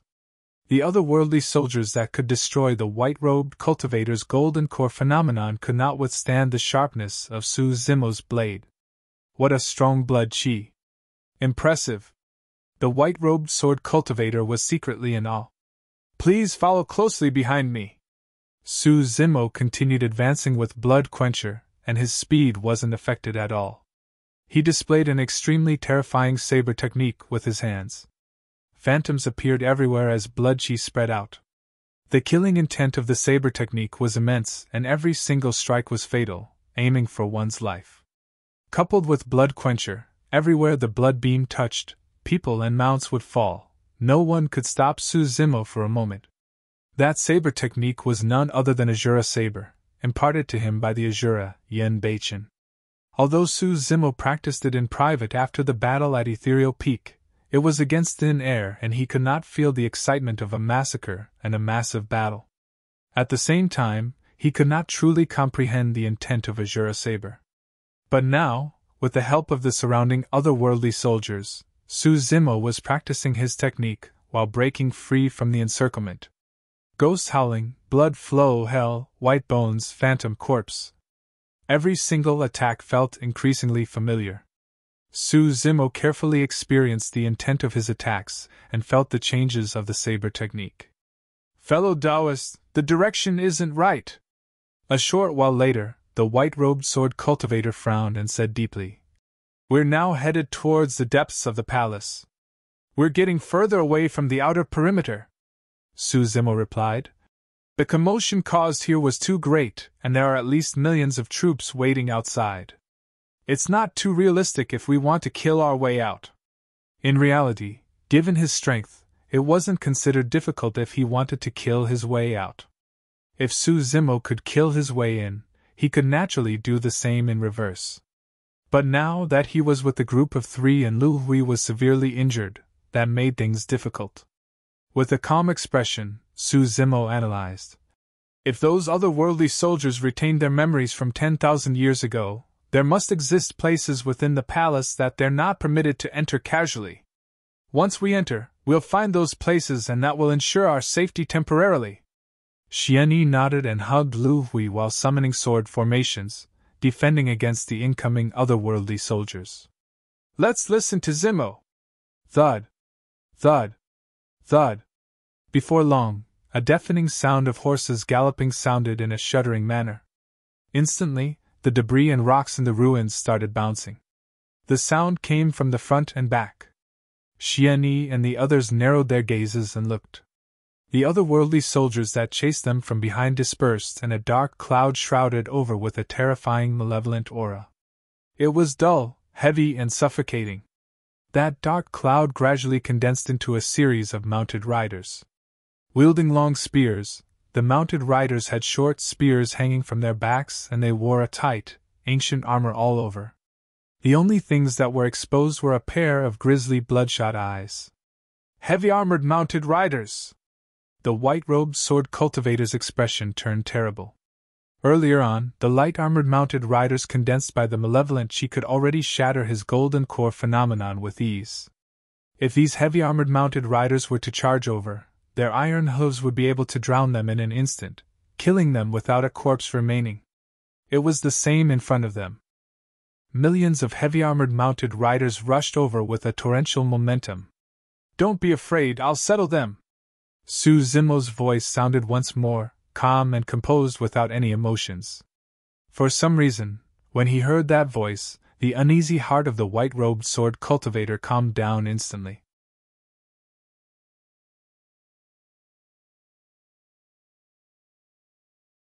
Chapter 5:15 Palace Forbidden Grounds.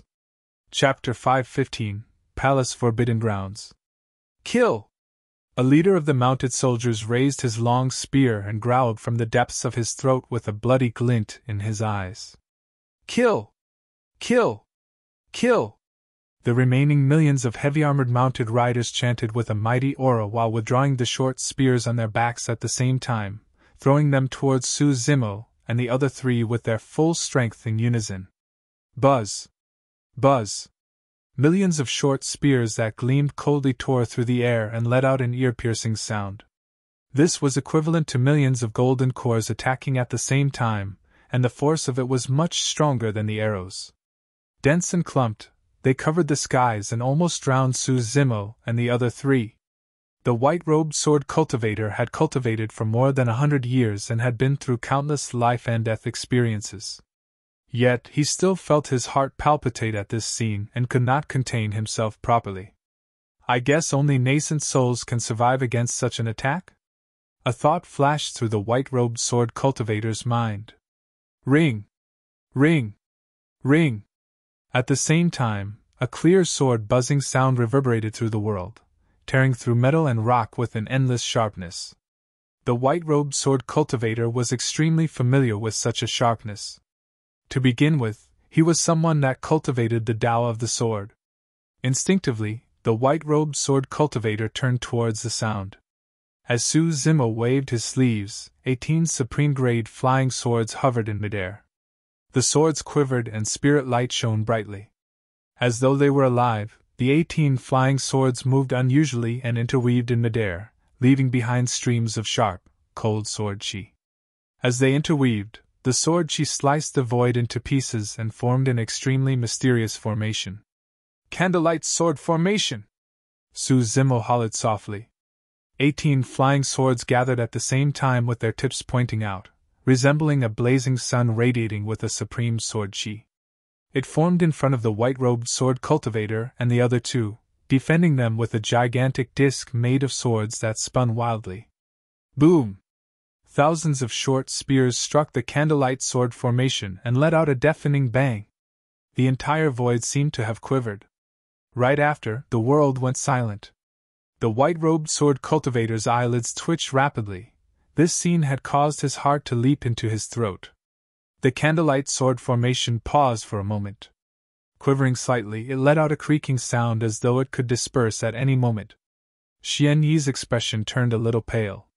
If that sword formation could not hold out, they would be engulfed within a world of spears instantly, and die without any corpse left. Bang! Bang! Bang! After a momentary pause, the candlelight sword formation began spinning wildly once more, destroying all the incoming short spears as they turned into malevolent chi and dispersed in the air. The white-robed sword cultivator was tongue-tied and stunned. That sword formation managed to defend against the attack of millions of heavy-armored mounted riders. The Battle of Ethereal Peaks spread within the territory of Great Zhou, and he too had heard about the monster incarnate of Ethereal Peak that was at Extreme Foundation Establishment Realm, and could kill beyond his level. However, he truly did not dare to believe that Su Zimo would possess such terrifying might with a single attack. The candlelight sword formation had 9 levels to it. Level 1 required 9 flying swords, Level 2 required 18 while Level 3 required 27. Su Zimo had already comprehended the candlelight sword formation to Level 3. However, he had just formed his core and did not manage to refine new flying swords yet. One of the reasons for his trip to the Great Qian Ruins was so that he could seek out the legendary Khanate Spirit Fire and refine a new set of 27 flying swords. Every additional flying sword increased the power of his attacks. The power increase of 9 additional swords together with the force of the sword formation was indescribable, and its might would be terrifying. While the white-robed sword cultivator was shocked out of his mind, Su Zimo was not pleased. The level 2 candlelight sword formation could only be used for defense passively, and was nearly smashed apart. If he could create a level 3 candlelight sword formation, it could even charge forward and mince the millions of heavy armored mounted riders into ashes, let alone the malevolent spears. With the candlelight sword formation blocking behind, the heavy armored mounted riders could not approach them for the time being.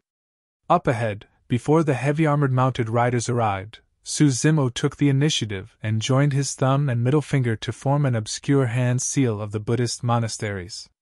Fiend Suppression Seal. The ink-black malevolent chi in the skies started dispersing, as though they sensed something. Boom!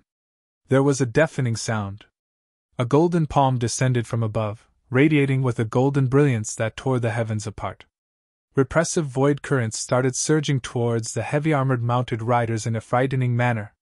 The golden light spread and malevolent chi started dissolving, akin to snow meeting with a scorching sun. The dharmic powers of the Buddhist monasteries were the best counters to evil. At Foundation Establishment Realm, Suzimo could not unleash the true might of the Fiend's Suppression Seal. But now that he had formed a core, the power of his Fiend Suppression Seal had increased significantly. Yet Suzimo frowned after attacking. Something was still not right. Although the might of the Fiend Suppression Seal had increased significantly after he arrived at Golden Core Realm, Suzimo could still sense that he had yet to unleash the true potential of the Fiend's Suppression Seal.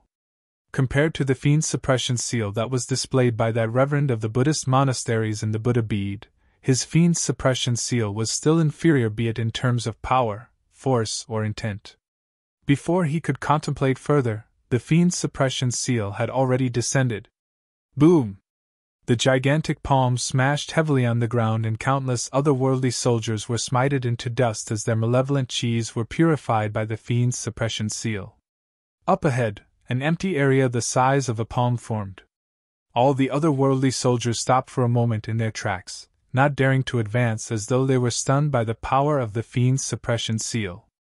Suzimo continued going forward in the hazy night, and with his powerful vision, he vaguely caught sight of a dilapidated structure up ahead. Quite a number of otherworldly soldiers revolved around the structure, but none of them entered. There were many forbidden grounds within the palace that even the troops guarding the palace could not step foot in casually. "Let's go there!"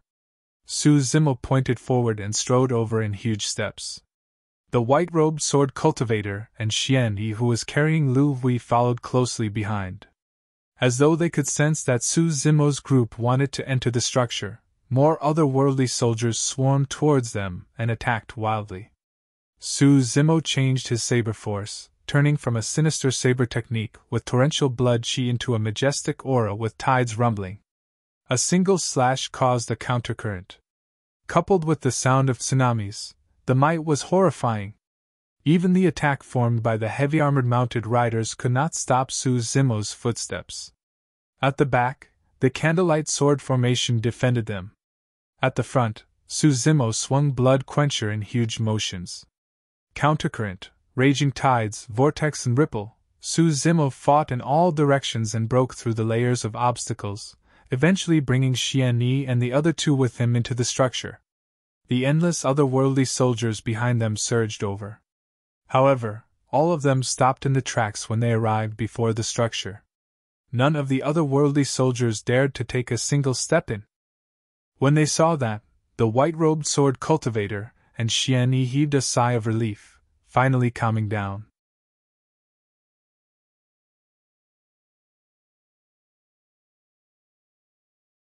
Chapter 516 A Drop of Blood. Chapter 516 A Drop of Blood. Now that he was fully relaxed, the white-robed cultivator finally experienced aches all over his body. His spirit energy was nearly entirely exhausted, and his robes were sticking to his body, long drenched in sweat. That escape had pushed his stamina to its limits. Instinctively, he turned to look at Suzimo. However, that look gave him a shock. Normally, given the fact that Suzimo was right at the front and took on most of the attacks while summoning the candlelight sword formation and conjuring a spirit art with such a terrifying might, he should be the most exhausted. But now, he was standing on the spot looking calm and breathing steadily. It seemed as though he still had energy left, and he did not break a sweat at all. What sort of a stamina was that? Was he a monster? The white-robed cultivator took out a couple of elixirs and consumed them.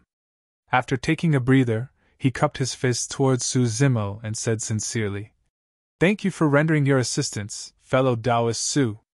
I am Li Ziyue, a cultivator of Ethereal Peak. I was originally exploring outside and had only returned recently." Su Zimo nodded and shifted his gaze, looking at Li Ziyue's sleeve. There was an emblem of a flying sword etched on it. "That was the emblem of Spirit Peak's master," Xianyi remarked. "Ziyue is one of the few cultivators in the sect who managed to comprehend a golden core phenomenon, and he's also a sword cultivator. As such, he can be considered as the number one of the golden core realm in the sect and has returned this time round to take over the position of Spirit Peak's master." "I'm ashamed." Li Ziyue shook his head hurriedly and said with a bitter smile, "I'm not worthy of being the number one of Golden Core Realm. Fellow Taoist Su's strength is above mine. Your reputation truly precedes you, impressive." In the cultivation world, cultivators lived for hundreds and thousands of years and strength reigned supreme. Although Su Zimo was only a young man in his 20s right now, he had already formed his core and was in the same realm as Li Ziyue. There was nothing wrong with the both of them addressing one another as fellow Taoists. If Li Ziyue started speaking to Su Zimo with an arrogant attitude and the tone of an elder just because he had lived for more than 100 years, that would be unwise of him. Perhaps it might be acceptable within the same sect. However, if it was outside, there was a huge possibility that a large fight would break out and one could even get themselves killed. "Peak Master Xianyi, why did the three of you enter this place?" Su Zimo changed the topic and asked confusedly. What happened for three Peak Masters of Ethereal Peak to leave the sect together? Xianyi sighed and replied, "Your master's foundation was hurt during the battle at Ethereal Peak and he requires a tribulation tiding elixir to recover. Otherwise, there's a 90% chance that he's going to fail in his attempt to break through to the nascent soul realm." Su Zimo's heart skipped a beat. He knew that the disheveled old man was injured, but he did not expect the impact to be this great. The tribulation tiding elixir is a grade 3 elixir, and there are a few spirit herbs within that are too rare to be found. We couldn't find them in several marketplaces. However, some of the legends state that those spirit herbs might be able to be found within the Great Qian ruins, and that's why we're here. Xianyi continued. We did not find those spirit herbs in the outer perimeter of the ruins, and I didn't heed Ziyue's advice and ventured deep into the center of this place. Sigh, I nearly caused all of us to lose our lives here. Cough. Right then, Lu Hui, who was lying in Xianyi's embrace, coughed a couple of times. Her mouth opened slightly as she spat out a mouthful of black blood that carried a dark malevolent qi. Su Zimo turned to his side and took a glance with a calm expression.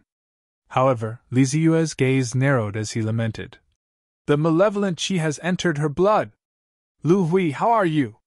Xianyi's expression changed starkly as he took out a few jade bottles hurriedly. Opening the bottles in a flustered manner, he fed all the elixirs in them to Lu Hui. It's useless, Lu Hui sighed gently.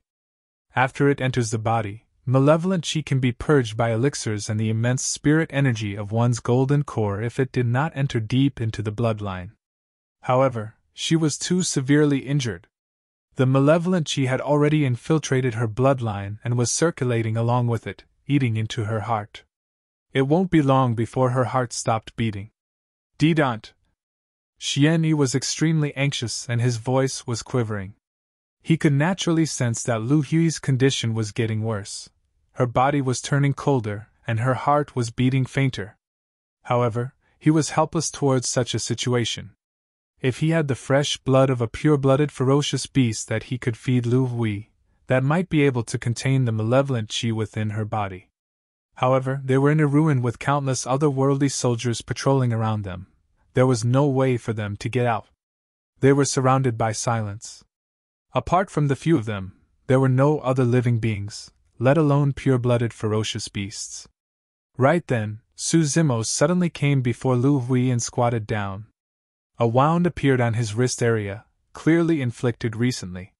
He extended his wrist, and placed his wound beside Lu Hui's lips. The moment a drop of blood dripped out, her injuries started healing. Xian Yi's mind was in a state of chaos, and he was only watching everything subconsciously. That drop of blood shimmered with a divine light and emanated a pure and terrifying aura. The moment that drop of blood entered Lu Hui's mouth, a massive surge of energy burst forth, rippling through her body like a hurricane and entering all her limbs. The malevolent qi within Lu Hui's body could not defend against it, and was purged before long. Her heart was pounding with a sturdy strength. Rather than a drop of blood, it was akin to her devouring a blazing sun. The entire process happened within a couple of breaths. By the time Xian Yi returned to his senses, a flush of scarlet had already returned to Lu Hui's face, and her body was gradually turning warm. Even the massive gash on her abdomen was starting to heal. Both Xian Yi and Li Ziyue were stunned. Although there was the saying of lead-mercury amalgam and tsunami blood in the cultivation world, the power of blood for cultivators that specialized in spirit energy and dermic arts were way too far from those. Most cultivators did not have direct knowledge towards the power of bloodline. But now, Li Ziyue and Xian Yi, whose combined ages amounted to almost 500 years, finally witnessed what the power of blood was like. Li Ziyue sized up Su Zimo as though he was looking at a monster, remarking internally, "A single drop of blood from him already contains such immense power.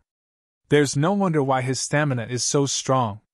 Another while later, Lu Hui's condition recovered immensely, and she could already manage to walk with Xian Yi's support. "Thank you, Zimo." Xian Yi was delighted and turned to thank immensely. Looking at the otherworldly soldiers gathering outside, Su Zimo frowned and said darkly, "Peak Master Lu Hui is fine now. Let's continue inside and leave the line of sight of these otherworldly soldiers first." Although they could not enter, the fact that all those otherworldly soldiers were gathered here was not good either. "All right." Xian Yi supported Lu Hui, and the three of them followed behind Su Zimo into the depths of the forbidden grounds. Along the way, Su Zimo would stop occasionally and survey their surroundings. Judging from the signs left behind, he deduced that there was a high chance this was a woman's chamber in the past. From the large surface area and intricate design of the structures, this woman must have had a significant position in the palace back then. Su Zimo brought the three of them and maneuvered in this place, vanishing from the line of sight of the otherworldly soldiers before long. The otherworldly soldiers outside did not have a mind of their own at the end of the day. After patrolling for a short while, they began to disperse.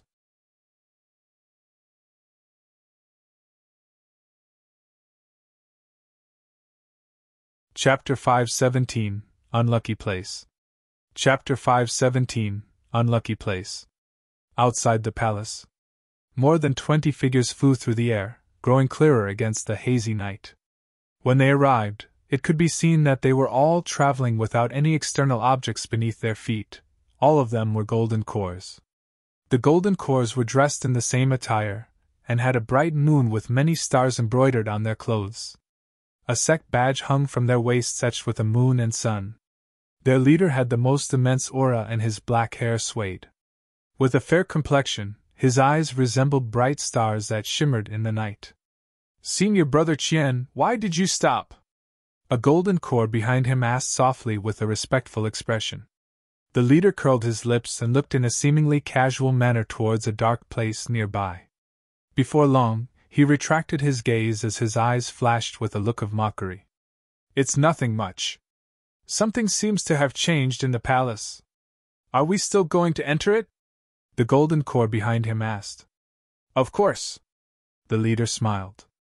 "All the otherworldly soldiers of the palace are gathered towards a single direction. Let's take a look and check out what happened." With that said, the golden cores rushed towards the depths of the palace and disappeared in the night before long. After that group of cultivators vanished, 8 figures appeared from a dark place nearby, emitting sinister auras similar to ghosts in the night. "Senior Brother Mo, there's quite a few people from Stellar Luna sect," a golden core whispered warily. One of the 8 figures had a dark expression and was scrawnier. Faintly visible against the night, he harumphed coldly. What's to be feared about the Stellar Luna sect? Shadowless sect isn't weak either. Their leader seems to be a paragon of Stellar Luna sect, Qian Sinyu. I heard that Qian Sinyu inherited the ancient phenomenon of Stellar Luna sect, the 92nd rank of the phenomenon ranking, Solar Luna Stellar Lumen. Another person frowned and remarked darkly. Earlier on, Qian Sinyu seemed to have noticed us. It's all right, the scrawny man said coldly. If it comes to a death bout, I, Mo Xiaofeng, am not scared of him. Let's enter the palace to check things out as well. Mo Xiaofeng waved and brought his 7 sect mates with him into the palace. Before long, another group of cultivators descended. There were more than 10 of them in this group, wearing scarlet robes and seemingly covered by blazing flames. Judging from their attire and sect badges, it was obvious that they came from one of the top super sects of the Tianhuang North region, Blaze Columbus Valley. Although Blaze Columbus Valley was not within one of the 9 immortal sects, their strength was not to be underestimated. Their leader was a tall man with a fiery gaze. He was none other than the genius of the Blaze Columbus Valley intersect disciples, Wan Yen. Fufu, what a crowd! Wan Yen roared in laughter. To think that cultivators of Stellar Luna sect and Shadowless sect would be here too. This is good. I'll see for myself how much Qian Sinyu and Mo Xiaofeng have grown in the past few years. Before his laughter ended, Wan Yen led the way into the palace. Depths of the palace. Su Zimo led Xian Yi and the other 2 and continued exploring and advancing in the forbidden grounds. The malevolent qi in their surroundings was getting heavier, and Xian Yi and the other 2 were not in great condition. The 3 of them had injuries which could not heal completely given the environment. As such, their bloodline was flowing slower, and their bodies were turning colder. Noticing their condition, Su Zimo frowned to himself.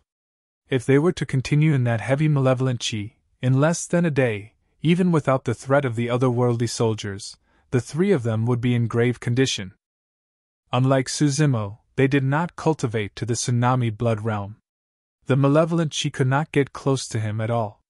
Stopping in his tracks, Su Zimo said deeply, "Let's take a rest first. Once those otherworldly soldiers disperse entirely, I'll take the 3 of you to leave this place as soon as possible." He possessed universal sight and hearing and could notice the movements of the otherworldly soldiers beforehand, giving them a chance to hide in advance. Xian Yi and the other 2 nodded. Su Zimo asked, "What other spirit herbs are needed for the tribulation tiding elixir? I'll look for it after sending you guys out." "Rain frost flower, purple cloudlingji, 1,000-year blood ginseng and Qian essence grass," Xian Yi replied. Su Zimo had dabbled in elixir refinement before and was familiar with spirit herbs. The moment he heard their names, he could not help but knit his brows. Those 4 types of spirit herbs were way too rare. They were rarely seen in recent years. For example, blood ginseng could only be cultivated with the fresh blood of a living being and nurtured painstakingly, let alone 1,000-year blood ginseng. Pondering for a moment, a scene flashed through Su Zimo's mind and he could not help but remark, "When I came to the ruins, I saw that there was a gigantic ravine in the middle of the ruins. Those spirit herbs might be found inside." "Psst!" Li Ziyue was alarmed and gasped, shaking his head as he said with a frightful expression, "Don't go in there." "Why?" Su Zimo asked instinctively. Gulping, Li Ziyue asked instead, "Do you know how that gigantic ravine was formed?" Su Zimo shook his head. Li Ziyue replied softly, "It's said that the ravine was created by that catastrophe 10,000 years ago. An ancestral-level divine dragon fought an earth-shaking war with the top experts of 2 great monasteries and the great Qian Empire. It was an extremely tragic battle and the capital was destroyed overnight. Countless experts, mighty figures and patriarchs of the 2 monasteries were killed as well." Su Zimo had heard the Azura, Yen Beichen, mention about the catastrophe before, but he did not know the details. He could not help but look stunned when Li Ziyue mentioned it. A single divine dragon caused a catastrophe that killed countless living beings, toppling heaven and earth while causing countless stars to plummet. Su Zimo felt a sense of trepidation when he thought about it carefully. A few years ago, when he hid in the capital of Great Zhou after he and Night Spirit devoured a dragon egg, they were pursued by a divine dragon. If not for a mysterious expert's presence in the capital of Great Zhou that day, the catastrophe of 10,000 years ago might have repeated itself. After a moment of silence, Su Zimo asked, "What happened after?" Li Ziyue sighed gently and lamented. "Everyone knows about the aftermath. The capital of Great Qian was destroyed and that gigantic empire broke apart, while the two great monasteries disappeared from Tianhuang mainland. Is that divine dragon still alive?" Su Zimo asked again. Li Ziyue shook his head. "It's said that other super sects of Tianhuang mainland were alarmed by that battle and more than one emperor came forth. Eventually, with the combined forces of a couple of emperors, with the painful price of a few emperors dying, the divine dragon was killed here and buried in that ravine." A blood stench filled the air as the event was being recounted. The atmosphere was turning extremely repressive. Li Ziyue whispered, "The ravine's name is called the Dragon Burial Valley, and the divine dragon was buried 10,000 years ago with the blood of old emperors and the death of patriarchs. It's an extremely unlucky place. Rumor has it that even Dharma-characteristic Tao lords and conjoined body mighty figures could not make it out alive." When he said that, a sinister gust of wind blew past. Instantly, Li Ziyue's face turned frightfully pale as he shuddered, not daring to say anything more as though he was afraid something unlucky might happen.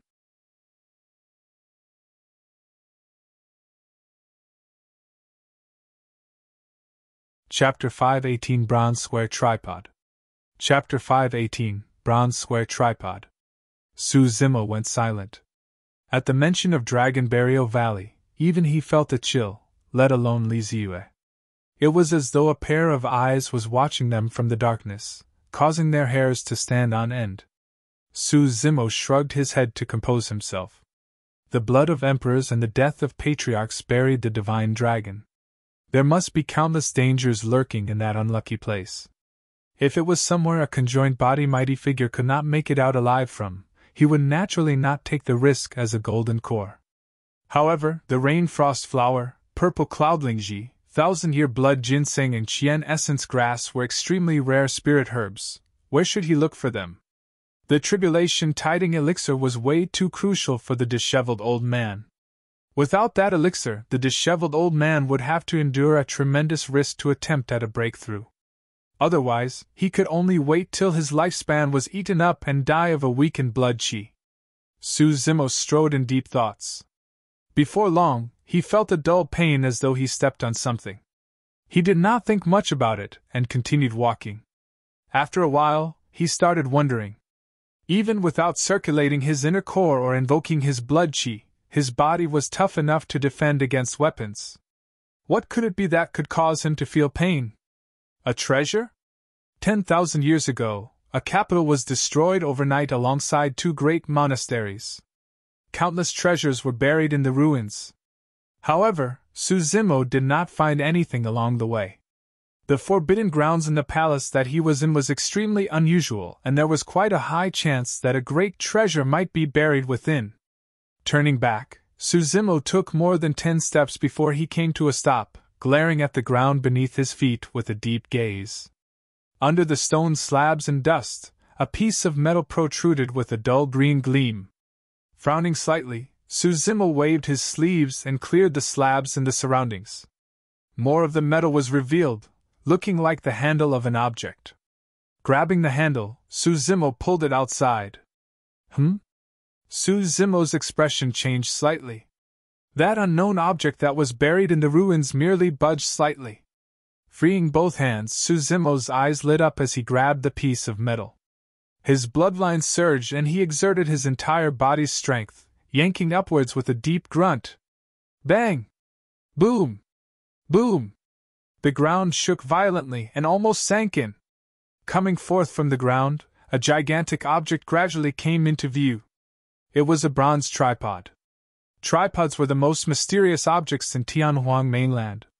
In the cultivation world, tripods, cauldrons, pagodas, and bells were the most difficult weapons to control, and they were not sharp. Any cultivator that could use those 4 types of weapons were not to be trifled.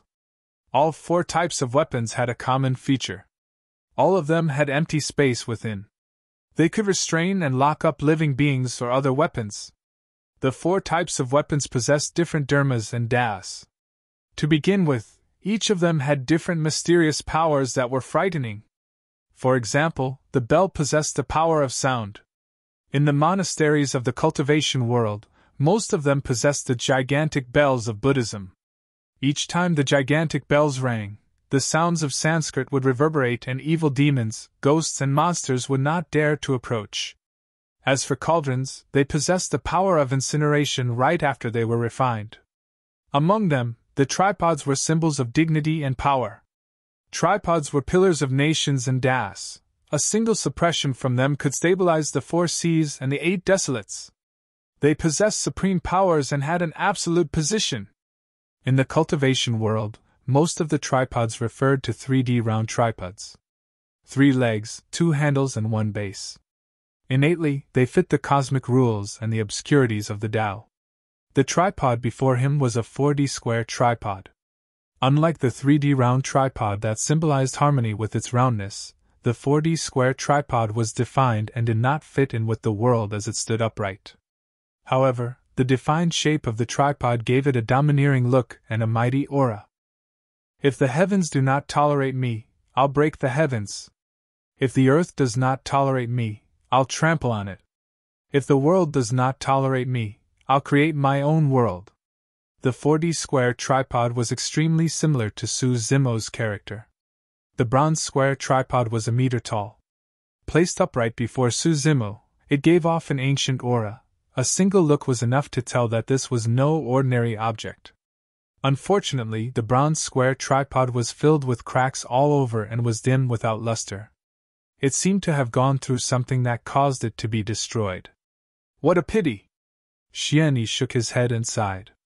I'm sure this bronze tripod must have been an incredible weapon back then. Even if it's a Khanate spirit weapon, it's now useless in this state. There were a couple of damaged Khanate spirit weapons in Su Zimo's storage bag. For example, although the mystic gold silk armor was destroyed with its spirit patterns dispersed, the armor itself was fine and there was even a broken Khanate spirit pattern that was left behind. As for the bronze square tripod before them, the tripod itself was almost completely destroyed and there was no chance of repairing it. Even a slight knock would be able to break this bronze square tripod before them into useless metal shards. Su Zimo gave a self-deprecating smile and lamented. I must have thought too much. Now that 10,000 years have passed, even if there were any great treasures, others must have taken it away. How could there be anything left for me? Just as he was about to turn away, he frowned and looked at the bronze square tripod before him. His gaze shimmered, seemingly in deep thought. A moment later, he narrowed his eyes that suddenly shot out 2 divine lights. Taking a deep breath, he channeled his bloodline and punched the bronze square tripod heavily. Clang! The fist and tripod collided. There wasn't the dull sound of flesh being struck. Instead, a metallic sound reverberated non-stop. The bronze square tripod did not budge at all. Su Zimo did not hold back with that attack at all. Even if it was a perfect superior-grade spirit weapon, it would have been broken into pieces. Expressionlessly, Su Zimo slapped his storage bag and took out his coiling dragon seal. His intent was clear. He was going to test out the bronze square tripod. Furthermore, he was testing it with a Khanate spirit weapon. In any case, the bronze square tripod was already extremely battered and useless. There was nothing to feel sad about even if it was destroyed by the coiling dragon seal. However, if the coiling dragon seal could not destroy it. Tossing the coiling dragon seal out, Su Zimo channeled his golden core and shot out a stream of spirit energy from his fingertip that entered the coiling dragon seal. The coiling dragon seal shone brightly. 6 spirit patterns shimmered repeatedly before letting out a dazzling golden burst of light that resembled a blazing sun. At Foundation Establishment Realm, Su Zimo could not release the full might of the Khanate spirit weapon. But now, a change happened when his power of golden core was injected into the coiling dragon seal. The divine dragon etched on the surface came to life in that endless golden light, roaring wildly into the skies. It happened at almost the same time. The Stellar Luna sect, Shadowless sect and Blaze Columbus Valley cultivators who had just entered the palace felt the shockwave of spirit energy bursting forth from the depths of the palace. Looking over, they caught sight of a golden light shining vaguely in the night. Qian Sinyu soared into the air and gazed at the direction of the golden light deeply. His eyes lit up as he chuckled. Indeed, a great treasure has appeared. I'll definitely be able to get into the top 100 of the phenomenon ranking in the ancient battlefield 20 years later. It's a Khanate spirit weapon! In the darkness, Mo Xiaofeng of Shadowless sect came to a halt, and his gaze burned.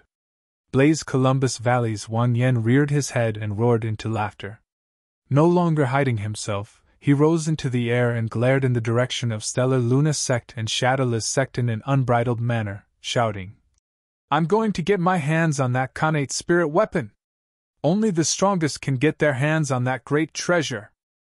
Qian Sinyu sneered and sped towards the depths of the palace in a flash. The many cultivators of Shadowless sect and Blaze Columbus Valley made their move as well.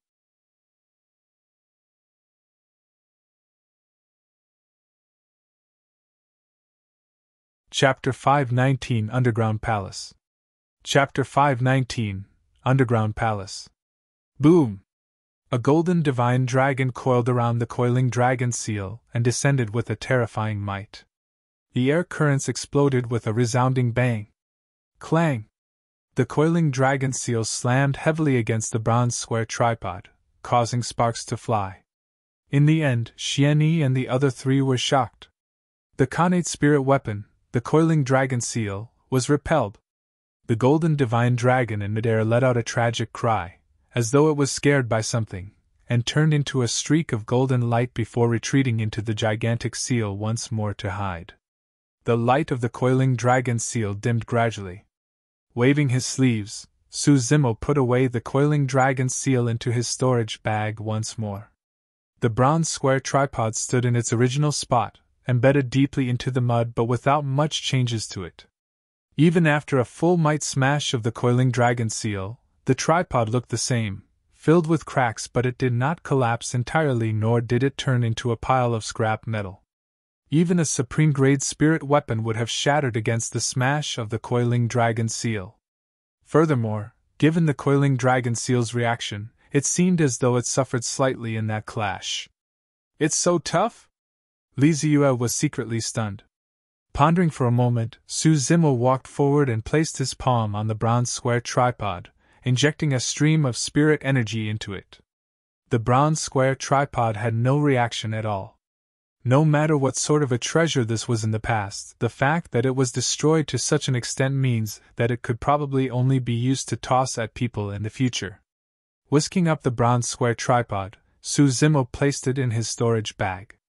After pulling the bronze square tripod up from the mud, the ground sank in once more. Su Zimo's nose twitched, and he remarked softly, "What's wrong?" Xian Yi could not help but ask when he caught sight of Su Zimo's expression. "Underground." Frowning slightly, Su Zimo murmured. Xian Yi and the others could not smell it, but his senses were extremely frightening after cultivating the mystic classic of the 12 demon kings of the great wilderness constantly. He was even sharper than pure-blooded ferocious beasts. Su Zimo caught sight of a whiff of medicinal fragrance from underground. Strange, why is there the smell of spirit herbs underground? Narrowing his eyes, Su Zimo thought to himself, could there be another world beneath this forbidden grounds? After a moment of contemplation, he made up his mind and stomped heavily on the ground. It was a deafening crush. The ground shook and countless mud slabs and dust collapsed. Su Zimo dodged to the side and a gigantic crack opened where he stood, spanning more than 100 feet. Rows of stone steps appeared one after another, leading downwards. This? Xian Yi and the other two were dumbfounded with widened eyes. As the crack surfaced, the medicinal scent from within was even more evident. Su Zimo tilted his head and listened in. After a moment, he turned to Xian Yi and the other two. Go, let's head down and take a look. Be careful, we don't know what's below. Li Ziyue revealed a worried expression. Don't worry. Su Zimo shook his head. Despite the massive commotion above ground, it was still silent without any activity underneath. There should be no danger within. The four of them walked down the stone steps, and a long time later, they arrived at the bottom, surveying the place. Before them was a gigantic underground palace. Towering pillars stood one after another, filled with an ancient aura. Lining up in a mysterious order, they formed a massive underground palace. The palace was extremely spacious and was hundreds of feet beneath the ground. Even golden cores wouldn't be affected if they soared into the air. Furthermore, the air underground was refreshing and filled with a faint medicinal fragrance without any impurities. It was clear that there was another way for air to enter. Compared to the sinister atmosphere in the ruins outside with little ghosts and otherworldly soldiers roaming everywhere, this place seemed like a paradise. To think that despite the catastrophe 10,000 years ago that turned the capital into ruins, this underground palace was perfectly preserved. In fact, it was even isolating the malevolent Qi outside. Without malevolent Qi shrouding them, Xian Yi and the other two looked evidently better and color was returning to their faces. The four of them continued advancing. The medicinal fragrance in the air was getting more intense, and even Xian Yi and the other two smelled it. "It's so fragrant! By the looks of it, there haven't been any intruders in this place. Perhaps there might be some spirit herbs preserved." Xian Yi and the others were invigorated and continued forward hastily. Before long, the four of them slowed down and stopped in their tracks. Their mouths opened slightly and endless shock filled their eyes.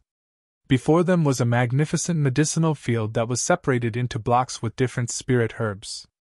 All of them grew in a splendid manner with a dazzling radiance, emanating robust spirit qi. All of those spirit herbs swayed and let out a fragrant medicinal scent.